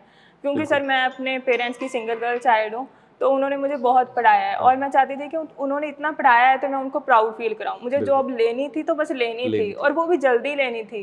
बिल्कुल। तो देखो लवप्रीत कौर जी से अपने बात कर रहे हैं, तो देखो हमारे इंस्टीट्यूट में भी मैं स्टार्टिंग में फर्स्ट डे ही कह देता हूँ कि अगर आपको रियली एग्जाम क्रैक करना है तो आपको सब कुछ छोड़ना पड़ेगा, रिश्तेदारी तक के फंक्शंस वगैरह रिश्तेदारों तक के भी छोड़ने पड़ेंगे अगर आप जल्दी रिजल्ट चाहते हो। नहीं चाहते हो तो आप लेट चाहते हो भी, आपको रिजल्ट बहुत लेट मिले, तो फिर डेफिनेट आप हर चीज़ अटेंड कर सकते हो। तो लवप्रीत कौर ने ये भी बताया कि कंफर्ट जोन से बाहर आना ही पड़ेगा, है ना। आपको अपनी बहुत सारी चीज़ें छोड़नी पड़ेंगी। आपको अपने, मेरे ख्याल से बच्चों को जैसे आजकल एडिक्शंस वगैरह है, मोबाइल वगैरह की या मूवीज़ वगैरह की, तो ये साथ साथ चलनी चाहिए या ये इनको भी छोड़ना पड़ेगा? नहीं, ये तो बस अनइंस्टॉल ही कर दो, सब अनइंस्टॉल कर दो। तो लवप्रीत जी, ये तो कि चलो बात की, आपने स्ट्रगल किया, मेहनत की, मुझे बताइए नौकरी लग चुकी है अब तो आपके पास, फाइनली जॉब है आपके पास, तो पहले वाली जो लवप्रीत थी जब जॉब नहीं थी आपके पास, आज जब आप अपने फ्रेंड सर्किल में जाते हो या रिश्तेदारों में जाते हो, तो मतलब कैसा फीडबैक आता है, कैसी फीलिंग आती है? वो स्टूडेंट जानना चाहते हैं ना, बताइए। सर जब मैं अभी अपने नान के विजिट होके आई हूँ, तो उन्होंने सबका मुझे एज एग्जाम्पल सेट कर दिया वहाँ के कि तो आपको लवप्रीत जैसा बनना है, आप भी जिलेदार बन के दिखाओ। तो मेरे कज़न तो मुझसे खफा हो चुके हैं इस बात पे। ठीक है, तो आप इस मोमेंट को एंजॉय करते हो या आप यानी कि भी आपसे जो खफा हो रहे हैं, आपसे नाराज हो रहे हैं, तो आप इस चीज़ को कैसा महसूस करते हो? भी आपको अच्छा लगता है ये चीज़ें? अच्छा लगता है, बहुत अच्छा लगता है। ठीक है। लवप्रीत का अगला एम क्या है? अब सर बस जो अपनी पोस्ट है, हाँ जी, तो इसको अब ऑनेस्टली से करना है, इसमें पूरा कॉन्फिडेंट होना है कि मुझे बस सब काम आते हैं। कोई ऐसा ना हो कि हाँ ये काम मुझे नहीं आता, उसको पूरा सीखना है, जीरो से लेकर जहाँ तक हो सके वहाँ तक सीखना है। ठीक है, चलो बहुत अच्छा लगा आपसे बात करके। Thank you sir. तो चलिए अगले कैंडिडेट से बात करते हैं। इनका नाम है कुलदीप सिंह। तो कुलदीप ने एग्ज़ाम क्लियर किया है पटवारी का, और साथ ही साथ क्लियर किया है PSTCL का। तो कुलदीप जी, सबसे पहले मुझे ये बताइए कि जब आपका एग्ज़ाम पास हो गया, रिश्ते कितने? अभी तक कोई भी नहीं आया। नहीं, आपने अपने रिश्तेदारों में बता तो दिया भी मेरा सिलेक्ट? हाँ जी, रिश्ते पता ही। पर मेरा बड़ा भरा है पहला। अच्छा, तो यहाँ दिक्कत ये है कि बड़ा भाई अभी है, नहीं तो अब तक आ चुके होते काफ़ी सारे। तो चलिए, काफ़ी लोगों को ये भी लगता है ना कि जब तक नौकरी मिलती नहीं तब तक शादी में भी थोड़ी सी दिक्कत आती है। ठीक है, शादी जल्दी हो जाती है, रिश्ते आने स्टार्ट हो जाते हैं, मतलब ज्वाइनिंग लेटर बाद में आता है और घर पे रिश्ते पहले आ जाते हैं। कुलदीप जी कुछ सोचना तो ऐसे स्टार्ट कर दिया होगा मैरिज के बारे में कि नहीं? कुछ नहीं अभी नहीं, अरे और भी पेपर क्लियर करनी है। अच्छा ठीक है। तो कुलदीप जी चलो बताइए, कब आपने तैयारी शुरू की और कैसा आपका सफ़र, मतलब शुरुआत की आपने अपने कॉम्पिटिटिव एग्जाम्स के अंदर? मैं ये थे अगस्त 2019 बैच सी मेरा थे, मैं सिर्फ डैमो लाने वास्ते आया सी। जो डैमो लाया तो काफ़ी कुछ क्लियर होया, फिर मैंने बैच ज्वाइन किया। बैच ज्वाइन करने तो बाद मैं 3 महीने सिलेबस बैच पूरा किया, 3 महीने टेस्ट बैच लगाया। मैं पहली जो पोस्ट भरी सी PSPCL LDC भरी सी, उस टाइम 1000 वैकेंसी निकलियां सी, तो मेरा पेपर रह गया सी, 54-55 नंबर आई सी। मैं काफ़ी डिमोटिवेट होया, पर मैं उत्थे देखा कि कमी कित्थे सी। मेरी जीके काफ़ी वीक सी, मैंने जीके ਵੱਲ ध्यान दिता। उस तो बाद जीके ਨੂੰ मतलब कि डीप ਵਿੱਚ स्टडी किया। उस तो बाद फिर PSTCL आया, PSTCL काफ़ी वधिया नंबर आए। उस तो पटवारी आया, पटवारी प्री क्लीयर होया, मेन क्लीयर होया। इस तरह PSPCL आया, प्री क्लीयर होया, मेन क्लीयर होया। ਹੁਣ ਅੱਗੇ मतलब ये मेरी पहली सरकारी है जॉब है, पर लास्ट नहीं हैगी। अच्छा, आगे भी तैयारी कितने एग्जाम आपके जो है अब तक यानी जिनमें आप क्वालिफाई नहीं कर पाए? सिर्फ 2 एग्जाम, एक PSPCL था, एक मेरे खुद की तो फील्ड। उनको जब रिजल्ट आपका नेगेटिव आया, यानी आपका स्कोर जो क्वालिफाई स्कोर था उससे कम आया, तो मन में ऐसी इच्छा हुई कि तैयारी छोड़ दें, या उल्टा और ज़्यादा अंदर एनर्जी भर गई, नहीं अब तो क्लियर करना ही करना, मैं रह गया? क्या हुआ था जब अपने एग्जाम, जब आपको क्वालिफाई नहीं हुआ था फर्स्ट एग्जाम? एक बार डिमोटिवेट जरूर होया सी, पर मैं सोचा कि कित्थे कमी रह गई है। अच्छा, मैं उस चीज़ वाल मैं नैगेटिव पॉइंट देखे अपने कि कित्थे रह गए सी, उस चीज़ में इंप्रूव किया। उस तो बाद पेपर क्लीयर होंदे गए। एक पेपर होर क्लीयर होया सी, ड्राफ्ट्समैन का प्री क्लीयर हो गया सी। उस तो बाद एक पेपर होर सीगा, वो जा नहीं सका क्योंकि उस दिन एक काउंसलिंग आ गई सी पटवाई की, इस करके। तो कुलदीप जी, अभी आपको बहुत सारे लोग देख रहे हैं, ठीक है, तो कोई एक मैसेज स्टूडेंट्स के लिए जो तैयारी कर रहे हैं, अभी काफ़ी बच्चे ना डिमोटिवेट हो जाते हैं, तैयारी लॉन्ग टाइम से कर रहे हैं, या कई लोग इस वजह से भी डिमोटिवेट हो जाते हैं, बहुत सारे लोग उनको कह देते हैं कि पेपर में नहीं आएगा जो तू पढ़ रहा है, या ऐसा होगा वैसा होगा, तो काफ़ी बच्चे डिमोटिवेट हो जाते हैं। मतलब कोई एक लाइन या कुछ ऐसी चीज़ जो आप स्टूडेंट्स को बताना चाहते हो कि जब आप कॉम्पिटिटिव एग्जाम्स की तैयारी कर रहे हो तो कौन सी चीज़ें उनको ध्यान में रखनी चाहिए? पहली बात यह है कि कभी भी मेन नहीं पढ़ना चाहिए, कि जिन्ना हो सके उन्ना डीप से जाओ, कि अगर कुछ भी आ जाए, अगर अपन ने 100% किया है, फिर कुछ भी आ जाए फिर डरन की कोई लोड़ नहीं है। बाकी मैं नहीं कहूँगी कंटिन्यूटी बना के रखो। और कुछ स्टूडेंट देखो यहाँ आते हैं कि सिलेबस बैच लगाया, 2 महीने 3 महीने सिलेबस बैच किया, उसके बाद घर बैठ जाते हैं। तो क्या सिलेबस बैच जरूरी है या उसके बाद प्रैक्टिस की भी जरूरत है, टेस्ट बैच भी ज्वाइन करना चाहिए उनको? नहीं, सिलेबस बैच देना, टेस्ट बैच भी जरूर ज्वाइन करना चाहिए, क्योंकि टेस्ट बैच से पता चलता है किन्ने के पानी च, तो उस क्योंकि टेस्ट बैच से अपना रिजल्ट आउंदा, क्योंकि आप रोज़ टेस्ट देने, मैथ का, रीजनिंग का, इंग्लिश का, अपनी होर इंप्रूवमेंट होती रहती है। तो देखिए, आपने कहावत सुनी होगी कि दोनों हाथ में लड्डू होना, लेकिन जो हमारे पास यहाँ कैंडिडेट बैठे हैं ना, इनके हाथ तो 2 हैं लेकिन इनके पास लड्डू बहुत ज़्यादा है। तो ऐसे ही कैंडिडेट से मिलते हैं जिनका नाम है करमदीप सिंह। तो इनके पास भी देखो जो एग्ज़ाम इन्होंने अभी क्लियर कर चुके हैं, जिसमें पटवारी का एग्ज़ाम है, कोऑपरेटिव बैंक में ये ऑलरेडी जॉब कर रहे हैं, इसके अलावा PSTCL का, जेल वार्डन का, पंजाब पुलिस का, तो मतलब लड्डू बहुत है इनके हाथ में। और फाइनली अभी ये जो जॉब कर रहे हैं वो कोऑपरेटिव बैंक में कर रहे हैं, लेकिन अभी इनका मन नहीं कर रहा कि कोऑपरेटिव बैंक छोड़कर कहीं और चले जाए। तो करमदीप जी सिंह, आपको पहले तो बहुत बहुत बधाइयाँ, आपने इतने सारे एग्ज़ाम पास किए। तो कैसा लग रहा है आपको इतने सारे एग्ज़ाम पास करके? यानी पहले तो बंदा सोचते हैं मैं एक जॉब ले लूँ, है ना, अब आपके सामने तो ऑप्शन ही बहुत है, तो कैसा फील कर रहे हो आप अभी? सर बहुत ਵਧੀਆ फील कर रहे हैं। ਜਦੋਂ सर पेंशन होने तो ਸਾਨੂੰ ਇਹ ਹੁੰਦਾ ਵੀ ਚਲੋ ਸਿਕਿਉਰਿਟੀ ਗਾਰਡ ਦੀ ਜੌਬ ਮਿਲ ਜੇ, ਲੇਕਿਨ ਸਰ ਜਦੋਂ ਮਤਲਬ ਕਿ ਤਿਆਰੀ ਸ਼ੁਰੂ ਕੀਤੀ ਸਰ, ਅਰੋੜਾ ਕਲਾਸ ਦੇ ਵਿੱਚ ਤਿਆਰੀ ਸ਼ੁਰੂ ਕੀਤੀ, ਅੱਜ ਸਰ ਵਧੀਆ ਫੀਲ ਹੋ ਰਿਹਾ ਵੀ ਵਧੀਆ ਜੌਬ ਲੈ ਰਿਹਾ, ਸਰਕਾਰੀ ਜੌਬ ਮਿਲ ਰਹੀ ਹੈ ਸਰ। ਨਹੀਂ ਜ਼ਿਆਦਾਤਰ ਜਿਹੜੇ ਆਰਮੀ ਵਿੱਚੋਂ ਰਿਟਾਇਰ ਹੁੰਦੇ ਸਰ, ਉਹਨਾਂ ਨੂੰ ਇਹੀ ਹੁੰਦਾ ਵੀ ਜਾ ਕੇ ਸਿਕਿਉਰਿਟੀ ਗਾਰਡ ਦੀ ਨੌਕਰੀ कर लेनी है सर, लेकिन अरोड़ा क्लास ने मैंने इन्ना वधिया बनाया सर, मैं आज सरकारी नौकरी कर रहा हूँ।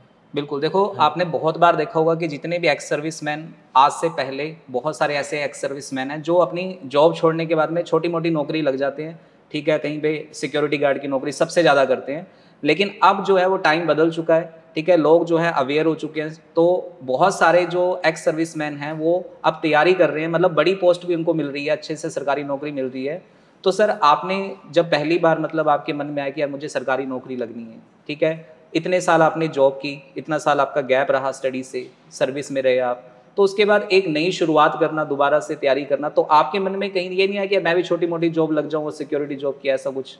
सर ਜਦੋਂ ਸਟਾਰਟਿੰਗ ਤੇ ਤਿਆਰੀ ਕਰਨਾ ਬਹੁਤ ਮੁਸ਼ਕਲ ਲੱਗਦਾ ਸੀ ਸਰ, ਸਾਨੂੰ ਲੱਗ ਹੀ ਨਹੀਂ ਰਿਹਾ ਸੀ ਵੀ ਅਸੀਂ ਇੰਨਾ ਕਰ ਸਕਦੇ ਹਾਂ। ਲੇਕਿਨ ਜਦੋਂ ਇੱਥੋਂ ਜਮਾ ਜ਼ੀਰੋ ਲੈਵਲ ਤੋਂ ਸਟਾਰਟ ਕਰਾਇਆ ਸਰ, ਉਸ ਨਾਲ ਚੱਲਦੇ ਗਏ ਸਰ। 3.5 ਮਹੀਨੇ ਸਿਲੇਬਸ ਬੈਚ ਲਾਇਆ ਸਰ, ਲੇਕਿਨ ਉਹ ਸਾਨੂੰ ਐਂ ਲੱਗਦਾ ਵੀ ਭੁੱਲ ਰਹੇ ਹਾਂ ਅਸੀਂ ਵਾਰ-ਵਾਰ। ਲੇਕਿਨ ਸਰ ਉਸ ਤੋਂ ਬਾਅਦ ਜਦੋਂ ਕਰੋਨਾ ਹੋਇਆ, ਕਰੋਨਾ ਦੇ ਵਿੱਚ ਸਰ ਮਤਲਬ ਕਿ ਅਰੋੜਾ ਕਲਾਸਿਸ ਨੇ ਆਨਲਾਈਨ ਟੈਸਟ ਪ੍ਰੋਵਾਈਡ ਕਰਵਾਇਆ ਸਰ, ਉਸ ਦਾ ਬਹੁਤ ਜ਼ਿਆਦਾ ਬੈਨੀਫਿਟ ਹੋਇਆ ਸਰ। ਕਿਉਂ ਉਸ ਟਾਈਮ ਕਲਾਸਾਂ ਚੱਲ ਨਹੀਂ ਰਹੀਆਂ ਸੀ, ਸਾਰਾ ਧਿਆਨ ਅਰੋੜਾ ਕਲਾਸਾਂ ਆਉਂਦਾ ਵੀ ਇਸੇ ਵੱਲ ਹੀ ਸੀ ਸਰ। ਉਸ ਚੀਜ਼ ਦਾ ਬਹੁਤ ਬੈਨੀਫਿਟ ਹੋਇਆ। ਉਹਦੇ ਨਾਲ ਸਰ ਟੈਸਟ ਬੈਚ ਲਾਉਣ ਨਾਲ ਨੰਬਰ ਵਧੀਆ ਆਏ ਸਰ। ਜਦੋਂ ਸਟਾਰਟਿੰਗ 'ਤੇ ਸਰ ਮੈਂ IBPS ਦਾ ਪੇਪਰ ਦਿੱਤਾ ਸੀ ਬਿਨਾਂ ਤਿਆਰੀ ਤੋਂ, ਮੇਰਾ 1.5 ਨੰਬਰ ਸੀਗਾ ਸਰ। ਉਸ ਤੋਂ ਬਾਅਦ ਦਿੱਲੀ ਹੈੱਡ ਕਾਂਸਟੇਬਲ ਦਾ ਪੇਪਰ ਹੋਇਆ ਸਰ, ਉਹ ਵੀ ਬਿਨਾਂ ਤਿਆਰੀ ਤੋਂ ਸੀਗਾ, ਉਹਦੇ 'ਚ ਮੇਰੇ 17-18 ਨੰਬਰ ਸੀ। ਲੇਕਿਨ ਜਦੋਂ ਕਲਾਸ ਸਟਾਰਟ ਕੀਤੀ ਸਰ, ਸਿਲੇਬਸ ਬੈਚ ਲਾਇਆ, ਟੈਸਟ ਬੈਚ ਲਾया, तो उस बाद सर सारे पेपर ਦਿੱਤੇ, सारे पेपर क्लियर हो गया सर, बढ़िया नंबर थे सर। करणवीर जी देखो, जब आपने तैयारी शुरू करते हैं ना, आप तो फिर भी चलो 16 साल के बाद आपने बहुत बड़े गैप के बाद तैयारी शुरू की। यहाँ कुछ लोग नया भी तैयारी शुरू करने लगता है, तो कुछ लोग उनको ऐसे मिल जाते हैं कि भाई तेरा तो हो नहीं रहा सिलेक्शन, है ना, तेरा पेपर कैसे पास हो जाएगा। तो क्या आपको भी ऐसे मतलब लोग मिले जिन्होंने कहा कि भाई अब सरकारी नौकरी तो आपने कर ली है, अब नौकरी लग के क्या करेगा, या इस उम्र में नौकरी होगी नहीं, तैयारी होगी नहीं आपसे, कोई ऐसी नेगेटिव चीज़ें आई लाइफ में? ਨਹੀਂ ਸਰ, ਸਾਰਿਆਂ ਨੇ ਮੋਟੀਵੇਟ ਹੀ ਕੀਤਾ। ਜਿੱਦਾਂ ਸਾਡਾ ਸਰ ਕੋਟਾ ਹੁੰਦਾ ਜੀ, ਕੋਟੇ ਦੇ ਵਿੱਚ ਹਰੇਕ ਕਹਿੰਦਾ ਵੀ ਤੁਹਾਨੂੰ ਆਪਦੇ ਲੱਗ ਜਾਓਗੇ ਸਰ। ਜਿਸ ਦਿਨ ਮੈਂ ਪਹਿਲਾਂ ਇੱਥੇ ਆਇਆ ਸਰ, ਅਰੋੜਾ ਸਰ ਨੇ ਵੀ ਇਹੀ ਕਿਹਾ ਸੀ ਵੀ ਤੁਹਾਡਾ ਆਰਮੀ ਦਾ ਕੋਟਾ ਹੈਗਾ, ਤੁਸੀਂ ਲੱਗ ਸਕਦੇ ਹੋ ਇਸ 'ਚ, ਬਈ ਥੋੜ੍ਹੀ ਤਿਆਰੀ ਕਰੋ, ਥੋੜ੍ਹੀ ਨਹੀਂ। ਲੇਕਿਨ ਅੱਜ ਦੇ ਟਾਈਮ 'ਚ ਸਰ ਥੋੜ੍ਹਾ ਜ਼ਿਆਦਾ ਹੀ ਤਿਆਰੀ ਕਰਨੀ ਪੈਂਦੀ ਹੈ, ਲੇਕਿਨ ਤਿਆਰੀ ਹੋ ਜਾਂਦੀ ਹੈ ਸਰ। ਜਿੱਦਾਂ ਸਾਡੇ ਕਿਹਾ ਜਾਂਦਾ ਵੀ ਤੁਸੀਂ ਤਿਆਰੀ ਨਹੀਂ ਕਰ ਸਕਦੇ, 18 ਸਾਲ ਬਾਅਦ ਆਏ ਹੋ, ਲੇਕਿਨ ਸਰ ਜਦੋਂ ਜ਼ੀਰੋ ਲੈਵਲ ਤੋਂ ਸਟਾर्ट ਹੋਇਆ ਤਾਂ ਕਰ ਗਿਆ ਸਰ, हो गया। तो ये जो तैयारी आपने की, मतलब सबसे ज़्यादा आप मतलब किसको आप कहते हो कि मेरा बहुत ज़्यादा साथ दिया? आपके दोस्तों ने, टीचर्स ने, किसका सबसे ज़्यादा हाथ रहा आपको यहाँ तक पहुँचाने में? सर सब तो ज़्यादा हाथ तो सर अरोड़ा क्लासेस का ही है सर। सब तो वधिया मेरे जिन्ने मेरे टैस्ट क्लीयर होया सर, ਉਹਦੇ ਵਿੱਚ मैथ ਤੇ रीजनिंग का जोर सब तो वधिया रहा सर। सब तो ਵੱਧ number math reasoning static number है सर, ਉਹਨੇ ਬਣਨੀ ਬਣਨੇ सर। बाकी चलो जीके का क्वेश्चन ਵੱਡਾ ਹੁੰਦਾ ਕਿਤੋਂ ਵੀ ਸਵਾਲ ਆ ਸਕਦਾ ਸਰ, लेकिन मैथ रीजनिंग ਦੇ ਸਰ 19 ਪੁਆਇੰਟ ਜਿੰਨੇ ਆ ਸਕਦੇ ਸਰ। ਇੰਗਲਿਸ਼ सर वीक रही है, पहले वीक रही है, हुण भी वीक है, लेकिन इतने अरोड़ा क्लास आने तो बाद मतलब कि नंबर ठीक आने लग गए सर। 10 चो 2 या 3-4 नंबर आते सर। तो अब हम मिलेंगे प्रीतपाल जी से, ये भी एक्स सर्विसमैन है। देखो आप लोग हैरान होंगे कि इतने सारे एग्जाम्पल आपको, देखो आज मैं आपको साफ कह रहा हूँ, अगर आज की वीडियो देख के आप लोग कुछ सीख ना पाए तो मेरे ख्याल से जिंदगी में कभी आप कुछ सीख ही नहीं सकते, है ना। तो बात करेंगे प्रीतपाल जी से। 15-16 साल की सर्विस के बाद इन्होंने भी तैयारी स्टार्ट की। अच्छा प्रीतपाल जी, कैसा रहा आपका सफर, कब आपने तैयारी स्टार्ट की थी? अच्छा सबसे पहले मैं आपसे एक चीज ये पूछता हूँ, मेरा ये मानना है एक्स सर्विसमैन कैटेगरी में जैसे ही कोई कैंडिडेट अपनी जॉब से रिटायरमेंट लेके आता है, कहीं ना कहीं उसके ऊपर साइकोलॉजिकली प्रेशर रहता है, चाहे वो प्रेशर जो है वो अपने आसपास के एरिया से महसूस करता है कि अब फ्री नहीं रहना, कोई ना कोई काम पकड़ लो, प्राइवेट जॉब पकड़ लो, ऐसा ना हो मैं आऊंगा और लोग मुझे वेला कहें भी तू फ्री रह रहा है, या कुछ कोई ऐसी चीजें आपको लगता है कि ऐसी एक्स सर्विसमैनों के साथ ऐसा कुछ होता है? उसके ऊपर आती कहीं ना कहीं सेट होने का प्रेशर होता है, कहीं आसपास की सोसाइटी से या फैमिली मेंबरों से या अपने आसपास के पड़ोसियों से, क्या ऐसा कुछ महसूस होता है आपको कि एक्स सर्विसमैन के ऊपर कोई ऐसा प्रेशर होता है जॉब लगने का? ਬਿਲਕੁਲ ਸਰ, ਸ਼ੁਰੂ ਦੇ ਵਿੱਚ ਜਦੋਂ ਸਰ ਤੁਸੀਂ ਇੱਕ 60,000 ਦੇ ਮੁਲਾਜ਼ਮ ਹੁੰਦੇ ਹੋ ਤਾਂ ਤੁਸੀਂ 25 ਤੋਂ 30,000 ਦੀ ਪੈਨਸ਼ਨ ਤੇ ਆ ਜਾਂਦੇ ਹੋ, ਤਾਂ ਤੁਹਾਨੂੰ ਫਾਈਨੈਂਸ਼ੀਅਲ ਵੀ ਦਿੱਕਤ ਆਉਂਦੀ ਹੈਗੀ। ਠੀਕ ਹੈ। ਔਰ ਤੁਹਾਡੇ ਜਿਹੜੇ ਘਰ ਦੇ ਹਾਲਾਤ ਹੁੰਦੇਗੇ ਉਹ 60,000 ਦੇ ਉੱਪਰ ਡਿਪੈਂਡ ਹੁੰਦੇਗੇ। ਉਸ ਤੋਂ ਬਾਅਦ 25-30,000 ਦੇ ਵਿੱਚ ਤੁਸੀਂ ਆਪਣਾ ਗੁਜ਼ਾਰਾ ਕਰਨਾ ਹੁੰਦਾ, ਬੱਚਿਆਂ ਦੀ ਪੜ੍ਹਾਈ ਵੀ, ਕਿਉਂਕਿ ਬੱਚਿਆਂ ਨੂੰ ਤਾਂ ਮੰਨ ਕੇ ਚਲੋ ਵੀ ਇਹ ਨਹੀਂ ਕਹਿ ਸਕਦੇ ਵੀ ਮਤਲਬ ਫਾਈਨੈਂਸ਼ੀਅਲ ਤੌਰ ਤੇ ਸਮਝੌਤਾ ਕਰਨ ਨੂੰ ਨਹੀਂ ਕਹਿ ਸਕਦੇ। ਸ਼ੁਰੂ ਦੇ ਵਿੱਚ ਦਿੱਕਤਾਂ ਆਉਂਦੀਆਂ, ਪਰ ਸਰ ਸਾਡੇ ਕੋਲ ਸ਼ੁਰੂ ਦੇ ਵਿੱਚ ਇਹੀ ਆਪਸ਼ਨ ਹੁੰਦਾ ਵੀ ਅਸੀਂ ਆਉਣ ਸਾਰ ਪ੍ਰਾਈਵੇਟ ਲੱਗ ਜਾਈਏ ਤਾਂ ਉਹੀ 25 ਹੋਰ ਪਾ ਕੇ 50,000 ਦੇ ਦੁਆਰਾ ਆਵਾਜ਼ ਬਣ ਗਈ ਪ੍ਰਾਈਵੇਟ। ਠੀਕ। ਪਰ ਮੈਂ ਤੇ ਕਰਨਦੀਪ ਦੋਨੋਂ ਨੇ ਇਹੀ ਸੋਚਿਆ ਹੋਇਆ ਸੀ, ਸਾਡੇ ਨਾਲ ਦੇ ਐਕਸ ਸਰਵਿਸਮੈਨ 2 ਹੋਰ ਸੀਗੇ ਜਿਹੜੇ ਉਹ ਵਿੱਚੋਂ ਛੱਡ ਕੇ ਚਲੇ ਗਏ, ਤਾਂ ਅਸੀਂ ਉਸ ਨੂੰ ਲਗਾਤਾਰ ਬਣਾਈ ਰੱਖਿਆ ਵੀ ਅਸੀਂ ਇੱਥੇ ਹੀ ਇੱਕ ਵਾਰ ਟਰਾਈ ਕਰਾਂਗੇ, 1 ਸਾਲ ਤੱਕ ਕਮ ਸੇ ਕਮ ਇੰਸਟੀਟਿਊਟ ਨੂੰ ਜਾਵਾਂਗੇ ਜਾਂ ਮੰਨ ਕੇ ਚਲੋ ਵੀ ਮਤਲਬ ਤਿਆਰੀ ਕਰਦੇ ਰਹਾਂਗੇ 1 ਸਾਲ ਦਾ। ਉਸ ਤੋਂ ਬਾਅਦ ਪ੍ਰਾਈਵੇਟ ਤਾਂ ਸਾਡੇ ਕੋਲ ਆਪਸ਼ਨ ਹੈਗੇ ਠੀਕ, ਕਿਉਂਕਿ ਬਠਿੰਡੇ ਦੇ ਵਿੱਚ ਪ੍ਰਾਈਵੇਟ ਜੌਬ ਵਾਸਤੇ ਬਹੁਤ ਆਪਸ਼ਨ ਹੈਗੇ। ਤੁਸੀਂ ਜੇ ਅਗਰ 18-20,000 ਦੀ ਜੌਬ ਪ੍ਰਾਈਵੇਟ ਕਰਨੀ ਆ, ਸਰਕਾਰੀ ਵਾਸਤੇ ਫਿਰ ਤੁਹਾਡੇ ਕੋਲ ਕੋਈ ਆਪਸ਼ਨ ਨਹੀਂ ਬਚਦਾ, ਕਿਉਂਕਿ ਪੜ੍ਹਾਈ ਦਾ ਟਾਈਮ ਸਿਕਿਉਰਿਟੀ ਗਾਰਡ ਨੂੰ ਤਾਂ ਨਹੀਂ ਮਿਲ ਸਕਦਾ, ਜਾਂ ਕੋਈ ਵੀ ਤੁਸੀਂ ਪ੍ਰਾਈਵੇਟ ਕਿਸੇ ਕੰਪਨੀ ਦੇ ਵਿੱਚ ਲੱਗ ਜਾਊਗਾ। ਤਾਂ ਸ਼ੁਰੂ ਦੇ ਵਿੱਚ ਸਰ ਇਹ ਲੱਗਦਾ ਸੀਗਾ ਵੀ ਐਡਜਸਟਮੈਂਟ ਨਹੀਂ ਹੋਣੀ, ਪਰ ਹੁਣ ਸਾਨੂੰ 1-1.5 ਸਾਲ ਹੋ ਗਿਆ ਸਰ, ਅਸੀਂ ਹੁਣ ਜੁਆਇਨ ਹੋਏਗੇ ਤਾਂ ਸਾਰਾ ਕੁਝ ਸੈੱਟ ਹੋ ਜਾਂਦਾ ਸਰ, ਕੋਈ ਪ੍ਰੋਬਲਮ ਨਹੀਂ। ਸ਼ੁਰੂ 'ਚ ਆ ਕੇ ਹਰ ਇੱਕ ਬੰਦੇ ਨੂੰ ਜੇ ਕੋਈ ਐਕਸ ਸਰਵਿਸਮੈਨ ਆਉਂਦਾ ਤਾਂ 6 ਤੋਂ 7 ਮਹੀਨੇ ਕਿਸੇ ਚੰਗੇ ਇੰਸਟੀਟਿਊਟ ਨੂੰ ऑनलाइन या ऑफलाइन देने चाहिए सर। अच्छा, क्योंकि तो आपने जैसे तैयारी स्टार्ट की यानी कि, तो बीच में कभी ऐसा लगा आपको कि मेरे साथ वालों को क्लियर हो जाएगा, मेरा नहीं क्लियर हो पाएगा, या कभी आप डिमोटिवेट हुए हो, ऐसा कुछ हुआ? ਬਿਲਕੁਲ ਸਰ, ਸ਼ੁਰੂ ਦਾ ਇੱਕ ਹਫ਼ਤਾ ਤਾਂ ਸਰ ਬਹੁਤ ਜ਼ਿਆਦਾ ਹੁੰਦਾ ਗਾ, ਕਿਉਂਕਿ ਹਰ ਇੱਕ ਬੰਦੇ ਲਈ ਇੱਕ ਪਹਾੜ ਹੁੰਦਾ ਗਾ, ਖਾਸ ਕਰ ਫੌਜੀ ਲਈ ਤਾਂ ਇੰਗਲਿਸ਼ ਵੀ। ਇੰਗਲਿਸ਼ ਤਾਂ ਸਾਡੇ ਵਾਸ ਦੀ ਗੱਲ ਹੀ ਨਹੀਂ ਹੈਗੀ ਗੀ। ਔਰ ਉਹੀ 1 ਮਹੀਨੇ ਦੇ ਵਿੱਚ ਸ਼ੁਰੂ ਦੇ ਵਿੱਚ ਜਿਹੜੇ 2 ਬੰਦੇ ਅਸੀਂ ਛੱਡ ਗਏ ਸੀਗੇ, ਮੈਂ ਔਰ ਕਰਮਦੀਪ ਲਗਾਤਾਰ ਇਹਨੂੰ ਬਣਾ ਕੇ ਰੱਖਿਆ ਗਾ। ਠੀਕ ਹੈ। ਤਾਂ ਕੁਛ ਸਫਲਤਾ ਮਿਲ ਗਈ ਗੀ ਔਰ ਅੱਗੇ ਵੀ ਕੁਛ ਕੋਸ਼ਿਸ਼ ਕਰ ਰਹੇ ਹੈਗੇ। ਤੇ ਜਿਹੜਾ ਬੰਦਾ ਇਹ ਪਹਿਲੇ ਹਫ਼ਤੇ ਨੂੰ ਦੇਖ ਕੇ ਸਰ ਛੱਡ ਦਿੰਦਾ ਵੀ ਇੰਗਲਿਸ਼ ਆ ਜਾਂ ਕੁਛ ਹੋਰ ਹੈਗਾ, ਇੰਗਲਿਸ਼ ਸਾਰਿਆਂ ਦੀ ਲਗਭਗ ਇੱਕੋ ਜਿਹੀ ਹੁੰਦੀ ਕਿ ਕੋਈ ਸਿਵਲ ਦਾ ਜਾਂ ਕੋਈ ਐਕਸਲਸਮੈਂਟ ਦਾ। ਉਹਦੇ ਵਿੱਚ ਮੇਨ ਇਹ ਆ ਵੀ ਤੁਸੀਂ ਮੈਥ ਤੇ ਰੀਜ਼ਨਿੰਗ ਜਿਹਦਾ ਵਧੀਆ ਗਾ, ਖਾਸ ਕਰ ਐਕਸ ਆਰਮੀ ਕੋਟੇ ਦੇ ਵਿੱਚ ਉਹੀ ਵਧੀਆ ਕਰ ਸਕਦਾ। ਸਾਡਾ ਮੈਥ ਰੀਜ਼ਨਿੰਗ ਠੀਕ ਸੀਗਾ, ਉਹਦੇ ਸਾਨੂੰ ਸਭ ਤੋਂ ਜ਼ਿਆਦਾ फायदा है। हाँ जी प्रिपल जी, एक ना मैं आपसे बात पूछना चाहूँगा कि एक्स सर्विसमैन जब अपनी ड्यूटी से रिटायर होता है तो क्या उसके ऊपर कोई प्रेशर ऐसा होता है कि कि उसको प्राइवेट जॉब आके करनी है, या वो गवर्नमेंट जॉब की तैयारी करने के लिए अपने आप को 5-6 महीने टाइम दे सकता है? इसके ऊपर क्या विचार है आपके? ਇਹਦੇ ਉੱਪਰ ਤਾਂ ਸਰ ਮੈਂ ਇਹੀ ਕਹਿਣਾ ਚਾਹੂੰਗਾ, ਕਿਉਂਕਿ ਅਸੀਂ ਜਿਹੜੀ ਰਿਟਾਇਰਮੈਂਟ ਲਈ ਹੁੰਦੀ ਹੈ ਪ੍ਰੀਮੈਚਰ ਰਿਟਾਇਰਮੈਂਟ ਹੁੰਦੀ ਹੈ ਸਾਡੀ, ਔਰ ਲਗਭਗ ਅਸੀਂ 60,000 ਰੁਪਏ ਦੇ ਤੋਂ ਪੈਨਸ਼ਨ ਅਸੀਂ ਸਾਡੀ 25 ਤੋਂ 30,000 ਦੇ ਵਿੱਚ ਰਹਿ ਜਾਂਦੀ ਹੈ। ਔਰ ਕਈ ਬੰਦਿਆਂ ਨੇ ਇਸ ਦੇ ਵਿੱਚ ਵੀ ਕੰਪਿਊਟੇਸ਼ਨ ਲੈ ਰੱਖਿਆ ਹੁੰਦਾ, ਲਗਭਗ ਉਹਨਾਂ ਦੀ 18 ਤੋਂ 20,000 ਹੀ ਰਹਿ ਜਾਂਦੀ ਹੈ। ਠੀਕ ਹੈ। ਕਿਉਂਕਿ ਉਹਦੀ ਕੰਪਿਊਟੇਸ਼ਨ ਦੀ ਵੀ ਕਿਸ਼ਤ ਕਰਤੀ ਆ। ਉਸ ਤੋਂ ਬਾਅਦ ਇਹ ਹੁੰਦਾ ਸਰ ਤੁਹਾਡੇ ਤੇ ਫਾਈਨੈਂਸ਼ੀਅਲ ਪ੍ਰੈਸ਼ਰ ਇਹ ਹੁੰਦਾ ਗਾ ਵੀ ਤੁਸੀਂ ਆਪਣੇ ਘਰ ਦੇ ਖਰਚੇ ਮੈਨੇਜ ਨਹੀਂ ਕਰ ਪਾਉਂਦੇਗੇ। ਤੁਹਾਨੂੰ ਇਹ ਲੱਗਦਾ ਵੀ ਮੈਂ ਜਿਹੜਾ ਆਉਣ ਲੱਗਿਆ ਨੂੰ ਸਾਨੂੰ 25 ਤੋਂ 30 ਲੱਖ ਰੁਪਏ ਹਰ ਇੱਕ ਐਕਸਟਰਾ ਨੂੰ ਮਿਲਦਾ ਗਾ, ਵੀ ਮੈਂ ਉਸ ਦੇ ਵਿੱਚੋਂ ਯੂਜ਼ ਨਾ ਕਰਾਂ। ਪਰ ਸ਼ੁਰੂ ਦੇ ਵਿੱਚ ਸਰ ਇਹ ਹੁੰਦਾ ਗਾ ਵੀ ਸਾਨੂੰ 6 ਤੋਂ 8 ਮਹੀਨੇ ਸਰ ਕਿਸੇ ਵੀ ਚੰਗੇ ਇੰਸਟੀਚਿਊਟ ਨੂੰ ਦੇਣੇ ਚਾਹੀਦੇ ਆ, ਕਿਉਂਕਿ 6 ਤੋਂ 8 ਮਹੀਨੇ ਹੀ ਅਸੀਂ ਇੱਕ ਆਰਮੀ ਦਾ ਕੋਰਸ ਵੀ ਕਰਦੇ ਹਾਂ, ਤਾਂ ਉੱਥੇ ਵੀ ਸਾਨੂੰ 6 ਤੋਂ 8 ਮਹੀਨੇ ਪੜ੍ਹਨਾ ਪੈਂਦਾ ਗਾ, ਦਿਨ ਰਾਤ ਪੜ੍ਹਨਾ ਪੈਂਦਾ ਗਾ।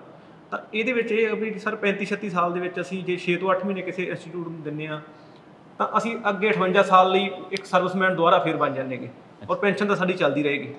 ਪ੍ਰਾਈਵੇਟ ਜੋਬ ਵਾਸਤੇ ਸਰ ਮੈਨੂੰ ਬਹੁਤ ਫੋਨ ਆਉਂਦੇ ਸੀਗੇ, ਪ੍ਰਾਈਵੇਟ ਜੋਬ ਵਾਸਤੇ ਸਿਕਿਉਰਿਟੀ ਵਾਸਤੇ ਵੀ ਆਉਂਦੇ ਸੀਗੇ ਸਰ, ਕੰਪਿਊਟਰ ਆਪਰੇਟਰ ਵਾਸਤੇ ਵੀ, ਜਿਵੇਂ ਕਰਮਦੀਪ ਹੈਗੇ ਮੇਰੇ ਨਾਲ, ਇਹਨਾਂ ਨੂੰ ਸਰ ਪ੍ਰਾਈਵੇਟ ਕੰਪਿਊਟਰ ਆਪਰੇਟਰ ਵਾਸਤੇ ਫੋਨ ਆਉਂਦੇ ਹੈਗੇ। ਠੀਕ ਹੈ। ਤਾਂ ਉਹਦੇ ਵਿੱਚ ਸਰ ਅਸੀਂ ਸ਼ੁਰੂ 'ਚ ਇਹੀ ਸਮਝੌਤਾ ਕੀਤਾ ਵੀ 6 ਤੋਂ 8 ਮਹੀਨੇ ਬਾਅਦ ਇਸ ਚੀਜ਼ ਬਾਰੇ ਵਿਚਾਰ ਕੀਤਾ ਜਾਊਗਾ ਵੀ ਪ੍ਰਾਈਵੇਟ ਲੱਗਣਾ ਜਾਂ ਨਹੀਂ ਲੱਗਣਾ, ਕਿਉਂਕਿ ਪ੍ਰਾਈਵੇਟ ਤੁਸੀਂ ਜਦੋਂ ਵੀ ਪ੍ਰਾਈਵੇਟ ਖੇਤਰ ਦੇ ਵਿੱਚ ਜਾਣਾ ਚਾਹੋ ਤਾਂ ਉਦੋਂ ਹੀ ਜਾ ਸਕਦੇ ਹੋ। सरकारी लेना हर एक टाइम बंदे वास्ते गल नहीं है। मुझे जैसे एक बात याद आ रही है, मेरे ख्याल से आपने मेरे से डिस्कस भी किया था कि आप जब कोचिंग लेने के लिए आए थे, आप 4 जने इकट्ठे आए थे, है ना?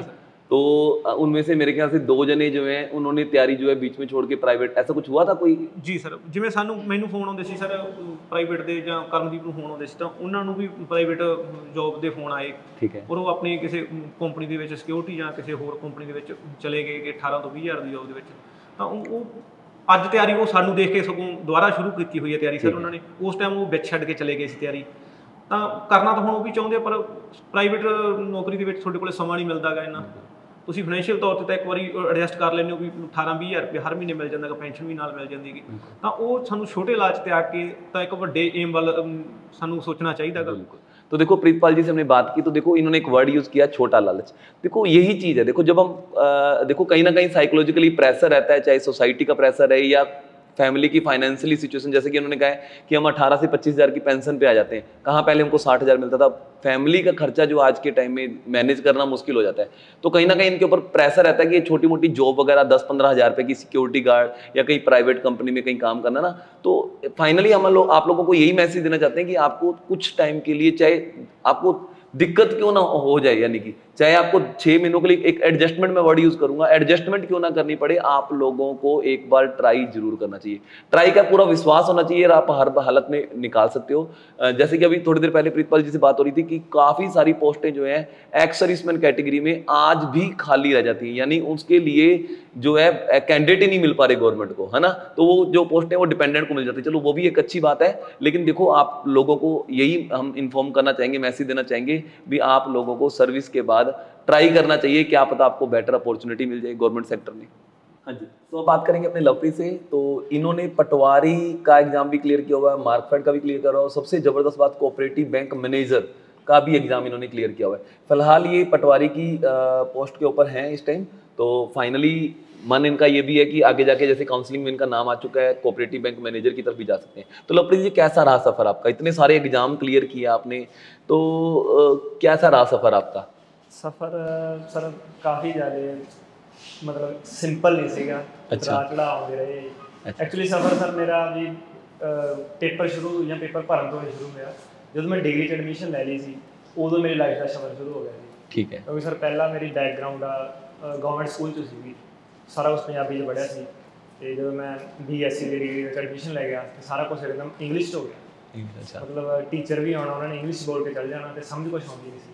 ਠੀਕ ਹੈ। ਤੇ ਮਤਲਬ ਫਿਰ ਚੱਕਰ ਇਹ ਸੀਗਾ ਵੀ ਮੈਂ ਜਦੋਂ ਐਡਮਿਸ਼ਨ ਲਈ ਉਦੋਂ ਮੈਂ ਬੈਂਕ ਤੋਂ ਲੋਨ ਲੈ ਲਿਆ ਆਪਦੀ ਸਟੱਡੀਜ਼ ਤੇ ਐਜੂਕੇਸ਼ਨ ਲੋਨ ਲੈ ਲਿਆ ਤੇ ਚੱਲ ਗਿਆ ਉੱਥੇ। ਹੁਣ ਬੈਕ ਵੀ ਨਹੀਂ ਆ ਸਕਦੇ ਵੀ ਲੋਨ ਲਿਆ ਹੋਇਆ ਸਮਝ ਕੁਛ ਆਉਂਦੀ ਨਹੀਂ।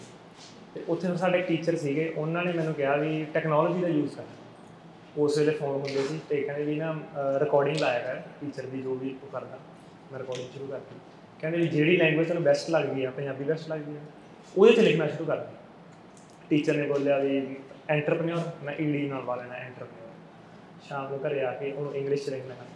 ਉਹ ਤੋਂ ਬਾਅਦ ਤੀਜੀ ਲਾਈਨ 'ਚ ਉਹਦੀ ਟ੍ਰਾਂਸਲੇਸ਼ਨ ਕਰਨੀ। ਮਤਲਬ ਵੀ ਇੱਦਾਂ ਵੀ ਸ਼ੁਰੂ ਵਾਲੇ 3-4 ਮਹੀਨੇ ਕਾਫੀ ਜ਼ਿਆਦਾ ਇੱਦਾਂ ਰਿਹਾ ਵੀ ਸਮਝ ਕੁਛ ਨਹੀਂ ਆਉਂਦਾ ਸੀਗਾ। ਟੀਚਰ ਵੀ ਥੋੜ੍ਹਾ ਮੋਟਾ ਕੋਆਪਰੇਟ ਕਰਦੇ ਸੀ, ਮਾੜਾ ਮੋਟਾ ਮੇਰੇ ਵਾਸਤੇ ਸਪੈਸ਼ਲ ਪੰਜਾਬੀ 'ਚ ਦੱਸ ਦਿੰਦੇ। ਅਤੇ ਪਰ ਉਹ ਤੋਂ ਬਾਅਦ ਕੀ ਹੋਇਆ ਵੀ ਹੌਲੀ ਹੌਲੀ ਕਰਕੇ ਉਸ ਲੈਅ 'ਚ ਆਉਂਦੇ ਗਏ ਅਤੇ ਕੌਨਫੀਡੈਂਸ ਉੱਥੋਂ ਬਣਨਾ ਸ਼ੁਰੂ ਹੋ ਗਿਆ ਵੀ ਨਹੀਂ ਵੀ ਜੇ ਸਰਕਾਰੀ ਸਕੂਲ 'ਚ ਪੜ੍ਹਿਆ ਤਾਂ ਇਹ ਨਹੀਂ ਵੀ ਕੁਛ ਨਹੀਂ ਕਰ ਸਕਦੇ। ਅਤੇ ਉੱਥੋਂ ਡਿਗਰੀ ਉੱਥੋਂ ਹੌਲੀ ਹੌਲੀ ਸ਼ੁਰੂ ਹੋਣ ਲੱਗ ਗਈ।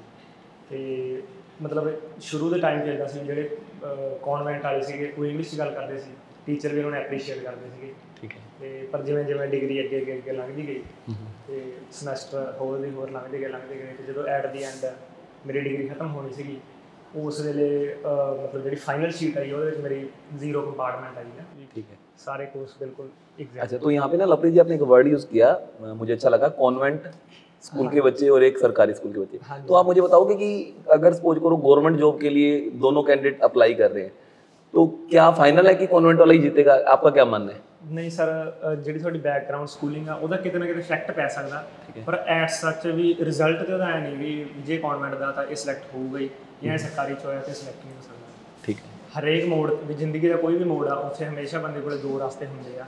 ਇੱਕ ਰਸਤਾ ਆਸਾਨ ਹੋਊਗਾ, ਇੱਕ ਡਿਫਿਕਲਟ ਹੋਊਗਾ। ਉਹ ਹੁਣ ਬੰਦੇ ਨੇ ਦੇਖਣਾ ਵੀ ਮੈਂ ਜੇ ਸਕਸੈਸ ਕਰਨੀ ਜਾਣਾ ਹੈਗਾ ਤੇ ਮੈਂ ਸ਼ਾਰਟਕਟ ਲੈਣਾ ਜਾਂ ਮੈਂ ਡਿਫਿਕਲਟ ਰਸਤੇ 'ਚ ਹੋ ਕੇ ਜਾਣਾ। ਕਿ ਐਟ ਦੀ ਐਂਡ ਆਪਾਂ ਮੰਜ਼ਿਲ 'ਤੇ ਪਹੁੰਚਣਾ ਜ਼ਰੂਰੀ ਆ। ਕਈ ਬੰਦੇ ਕੀ ਕਰਦੇ ਸ਼ਾਰਟਕਟ ਲੈ ਸੋਚ ਲੈਂਦੇ ਵੀ ਯਾਰ ਵੀ ਮੇਰੇ ਆਹ ਸਬਜੈਕਟ ਵੀਕ ਹੈ ਇਹਨੂੰ ਮੈਂ ਛੱਡ ਦੇਣਾ ਜਾਂ ਵੀ ਮੈਨੂੰ ਕੋਈ ਪ੍ਰਾਈਵੇਟ ਜੋਬ ਲੈ ਲੈਣੀ ਚਾਹੀਦੀ। ਜਿੱਦਾਂ ਮਤਲਬ ਜਦੋਂ ਮੈਂ ਡਿਗਰੀ ਕੰਪਲੀਟ ਕੀਤੀ ਤਾਂ ਮੈਨੂੰ ਪਲੇਸਮੈਂਟ ਹੋ ਗਈ, ਮੈਨੂੰ 15,000 ਦੀ ਜੋਬ ਮਿਲ ਗਈ। ਠੀਕ, ਮੈਂ ਉੱਥੇ ਗਿਆ 4-5 ਦਿਨ ਅਤੇ ਮੈਨੂੰ ਪਤਾ ਲੱਗ ਗਿਆ ਵੀ ਸਾਰਾ ਦਿਨ ਬਿਜ਼ੀ ਆ ਟੋਟਲ। ਉਹਨਾਂ ਨੇ ਪੂਰਾ ਕੰਮ ਕਰਵਾਇਆ ਮੇਰੇ ਤੋਂ। ਠੀਕ ਹੈ। ਜਾਨ ਸਰ ਮੈਨੂੰ ਚਾਰਜ ਵੀ ਦੇਣਾ। ਠੀਕ, ਮੈਂ ਜੋਬ ਛੱਡਤੀ ਅਤੇ ਮੇਰੇ ਨਾਲ ਦੇ ਮੈਨੂੰ ਮਤਲਬ ਨਾ ਵੀ ਐਸ ਸੱਚ ਕਾਊਂਟ ਕਰਨ ਲੱਗ ਗਏ। ਕਹਿੰਦੇ ਯਾਰ ਵੀ ਤੂੰ ਇੱਕ ਤਾਂ ਤੇਰੀ ਇੰਗਲਿਸ਼ ਪਹਿਲਾਂ ਵੀਕ ਆ ਤੇ ਤੂੰ ਸਰਕਾਰੀ ਜੋਬ ਵਾਸਤੇ ਆਪਦੀ ਜੋਬ ਵੀ ਛੱਡਤੀ। ਮਤਲਬ ਇੱਕ ਪ੍ਰੈਸ਼ਰ ਹੋ ਗਿਆ ਮੇਰੇ ਲਈ। ਉਹ ਉਸ ਵੇਲੇ ਮੇਰੇ ਕੋਲ ਦੋ ਚੀਜ਼ਾਂ ਸੀਗੀਆਂ, ਤਾਂ ਮੈਂ ਪ੍ਰੈਸ਼ਰ ਲੈ ਕੇ ਬਹਿ ਜਾਂਦਾ ਜਾਂ ਉਸ ਚੀਜ਼ ਨੂੰ ਮੈਂ ਡੇਅਰ ਬਣਾ ਲਿਆ ਵੀ ਨਹੀਂ ਵੀ ਇਹੀ ਚੀਜ਼ ਵੀ ਗਲਤ ਸਾਬਿਤ ਕਰਨੀ ਨਾ ਬੰਦੇ ਨੂੰ। ਉੱਥੋਂ ਫਿਰ ਮੈਂ ਘਰੇ ਆ ਗਿਆ ਅਤੇ ਮੈਨੂੰ ਇੱਥੋਂ ਪਤਾ ਲੱਗਿਆ ਵੀ ਅਰੋੜਾ ਕਲਾਸਿਸ ਨਾਂ ਦਾ ਵੀ ਇੰਸਟੀਚਿਊਟ ਉੱਥੇ ਚੱਲ ਰਿਹਾ ਹੈਗਾ। ਠੀਕ ਹੈ। 2 ਇੰਸਟੀਚਿਊਟ ਦਾ ਮੈਨੂੰ ਪਤਾ ਲੱਗਿਆ ਸੀਗਾ ਵੀ ਇੱਥੋਂ ਨੇੜੇ। ਮੈਂ ਪਹਿਲਾਂ ਅਰੋੜਾ ਕਲਾਸਿਸ ਜਾ ਕੇ ਇੱਥੇ ਮਤਲਬ ਉਹ ਲਾਇਆ ਡੈਮੋ, ਮੈਨੂੰ ਅੱਛਾ ਲੱਗਿਆ, ਮੈਂ ਇੱਥੇ ਟਿਕ ਗਿਆ। ਠੀਕ ਹੈ। ਉਹ ਤੋਂ ਬਾਅਦ ਕੀ ਹੋਇਆ ਵੀ ਉਹ ਬੰਦੇ ਮੈਨੂੰ ਮਤਲਬ ਇੱਦਾਂ ਵੀ ਜਿਹੜੇ ਰੈਗੂਲਰਲੀ ਫੋਨ ਕਰਕੇ ਕਹਿੰਦੇ ਰਹਿੰਦੇ ਯਾਰ ਤੂੰ ਗਲਤ ਕਰ ਗਿਆ ਵੀ ਤੂੰ ਜੋਬ ਛੱਡਣੀ ਚਾਹੀਦੀ ਸੀ, ਸਰਕਾਰੀ ਬੰਦੇ ਮਿਲੇ ਨਾ ਮਿਲੇ ਜਾਂ ਸਰਕਾਰਾਂ ਦਾ ਕੀ ਪਤਾ ਵੀ ਪੇਪਰ ਆਇਆ ਚਾਹੇ ਕੈਂਸਲ ਹੋ ਜਾਏ ਜਾਂ ਜੋ ਵੀ ਜਿੱਦਾਂ ਵੀ ਹੈਗਾ। ਠੀਕ ਠੀਕ। ਪਰ ਉਹ ਗੱਲਾਂ ਮੈਨੂੰ ਅੰਦਰੋਂ ਅੰਦਰ ਹੀ ਮੋਟੀਵੇਟ ਕਰਦੇ ਵੀ ਨਹੀਂ ਯਾਰ ਵੀ ਇਹਨਾਂ ਬੰਦੇ ਨੂੰ ਗਲਤ ਜ਼रूर साबित करना। तो यहाँ पे देखो लवप्रीत से बात कर रहे हैं तो इन्होंने एक अभी इनकी बात से एक बात निकल के आ रही है, कहीं ना कहीं देखो आफ्टर ग्रेजुएशन स्टूडेंट के ऊपर कहीं ना कहीं एक प्रेशर आ जाता है अपने पैरों पे खड़े होने का। काफ़ी सारे जने क्या करते हैं वो फटाफट कोई ना कोई प्राइवेट जॉब जो कि लगभग 10 से 12-15 हज़ार वाली जो है वो फटाफट पकड़ लेते हैं कि चलो ठीक है, उसमें ही वो सेटिस्फाई हो जाते हैं कि हाँ यार चलो ठीक है इतना भी मिलने लग गया ना। कहाँ हमको अब तक जो है पेरेंट्स से पैसे मांगने पड़ते थे, कहाँ 10-12 हज़ार। तो लवप्रीत जी मैं आपसे पूछूंगा कि आप क्या मैसेज देना चाहोगे कि क्या हर एक जो ग्रेजुएशन कंप्लीट कर रहा है क्या उसको 10-12 हज़ार की जॉब पे जाना चाहिए या नहीं जाना चाहिए? आप क्या कहना चाहोगे? सर वैसे मेरा पॉइंट ऑफ व्यू ये है कि मेरे घर ने मैंने पिछले 20 सालों तो पालिया, ठीक है, 1 साल होर पाल सकते जो पिछले 20 सालों में जिन्ना मंगी गया मैंने दई गया जी मैं 1 साल होर कर मैं 10,000 इंस्टीट्यूट से चाहिए 1000 रुपया किराया हो जाना चाहिए तो कोई बड़ी गल नहीं। बिल्कुल। पर बंदे को आपका एक बारी रिस्क लैके या जरूर खेलना चाहिए। बिल्कुल बिल्कुल। जिंदगी च ऐ रहे यार जे मैं उस वेले सिर्फ 10,000 की कोचिंग ले लेना अज मैं किसी वधिया पोस्ट से है ना। तो देखो आप लोगों को भी हम यही मैसेज देना चाहेंगे कि अगर आपने ग्रेजुएशन कंप्लीट कर लिया तो आपको एक बार जरूर इस तैयारी के अंदर आना चाहिए, है ना। कल को ये पछतावा ना रहे कि मैंने काश तैयारी की होती और यानी तब मैं प्राइवेट जॉब ना लगता, काश मैं तैयारी करता होता तो मैं एक गवर्नमेंट जॉब लग जाता ना, तो ये जिंदगी में पछतावा। और हाँ एक बार मैं साथ में क्लियर करूंगा, अगर आप देखो प्राइवेट जॉब छोड़ रहे हो, डिसीजन ले रहे हो कि मुझे गवर्नमेंट जॉब की तैयारी करनी है, तो एक ही यानी कि कंडीशन है जिसमें आप छोड़ना है अपनी जॉब, आपको साफ कह रहा हूँ, स्ट्रगल करनी पड़ेगी, सारी रिश्तेदारियां छोड़नी पड़ेगी, है ना, सारे जो आपके जो फंक्शन है दोस्तों के साथ होते हैं वो सारे कुछ छोड़ने पड़ेंगे, फिर आप रिस्क ले सकते हो कि हाँ मुझे गवर्नमेंट जॉब की तैयारी करनी है। चलो लवप्रीत जी, काफ़ी अच्छा लगा आपसे बात करके, ठीक है। हाँ जी, तो कैसे लगी आपको सक्सेस स्टोरी, है ना, उम्मीद है आपको बहुत अच्छी लगी होगी। और हाँ, अभी फटाफट इस वीडियो के बाद कमेंट जरूर करना है इस वीडियो के अंदर कौन सा पार्ट, कौन सा हिस्सा, कौन सी बात आपके दिल को छुई है, उसको कमेंट जरूर करना है। आपके हर कमेंट पे हमारी नज़र रहेगी। वीडियो आपको कैसे लगी ये भी जरूर बताना आप लोग सभी लोग, ठीक है ना। तो चलो उम्मीद करते हैं अरोड़ा क्लासेस से आपको काफ़ी अच्छी मोटिवेशन मिली होंगी। चलो ठीक है, ऐसे ही हम आप लोगों को मोटिवेट करते रहेंगे। Thank you.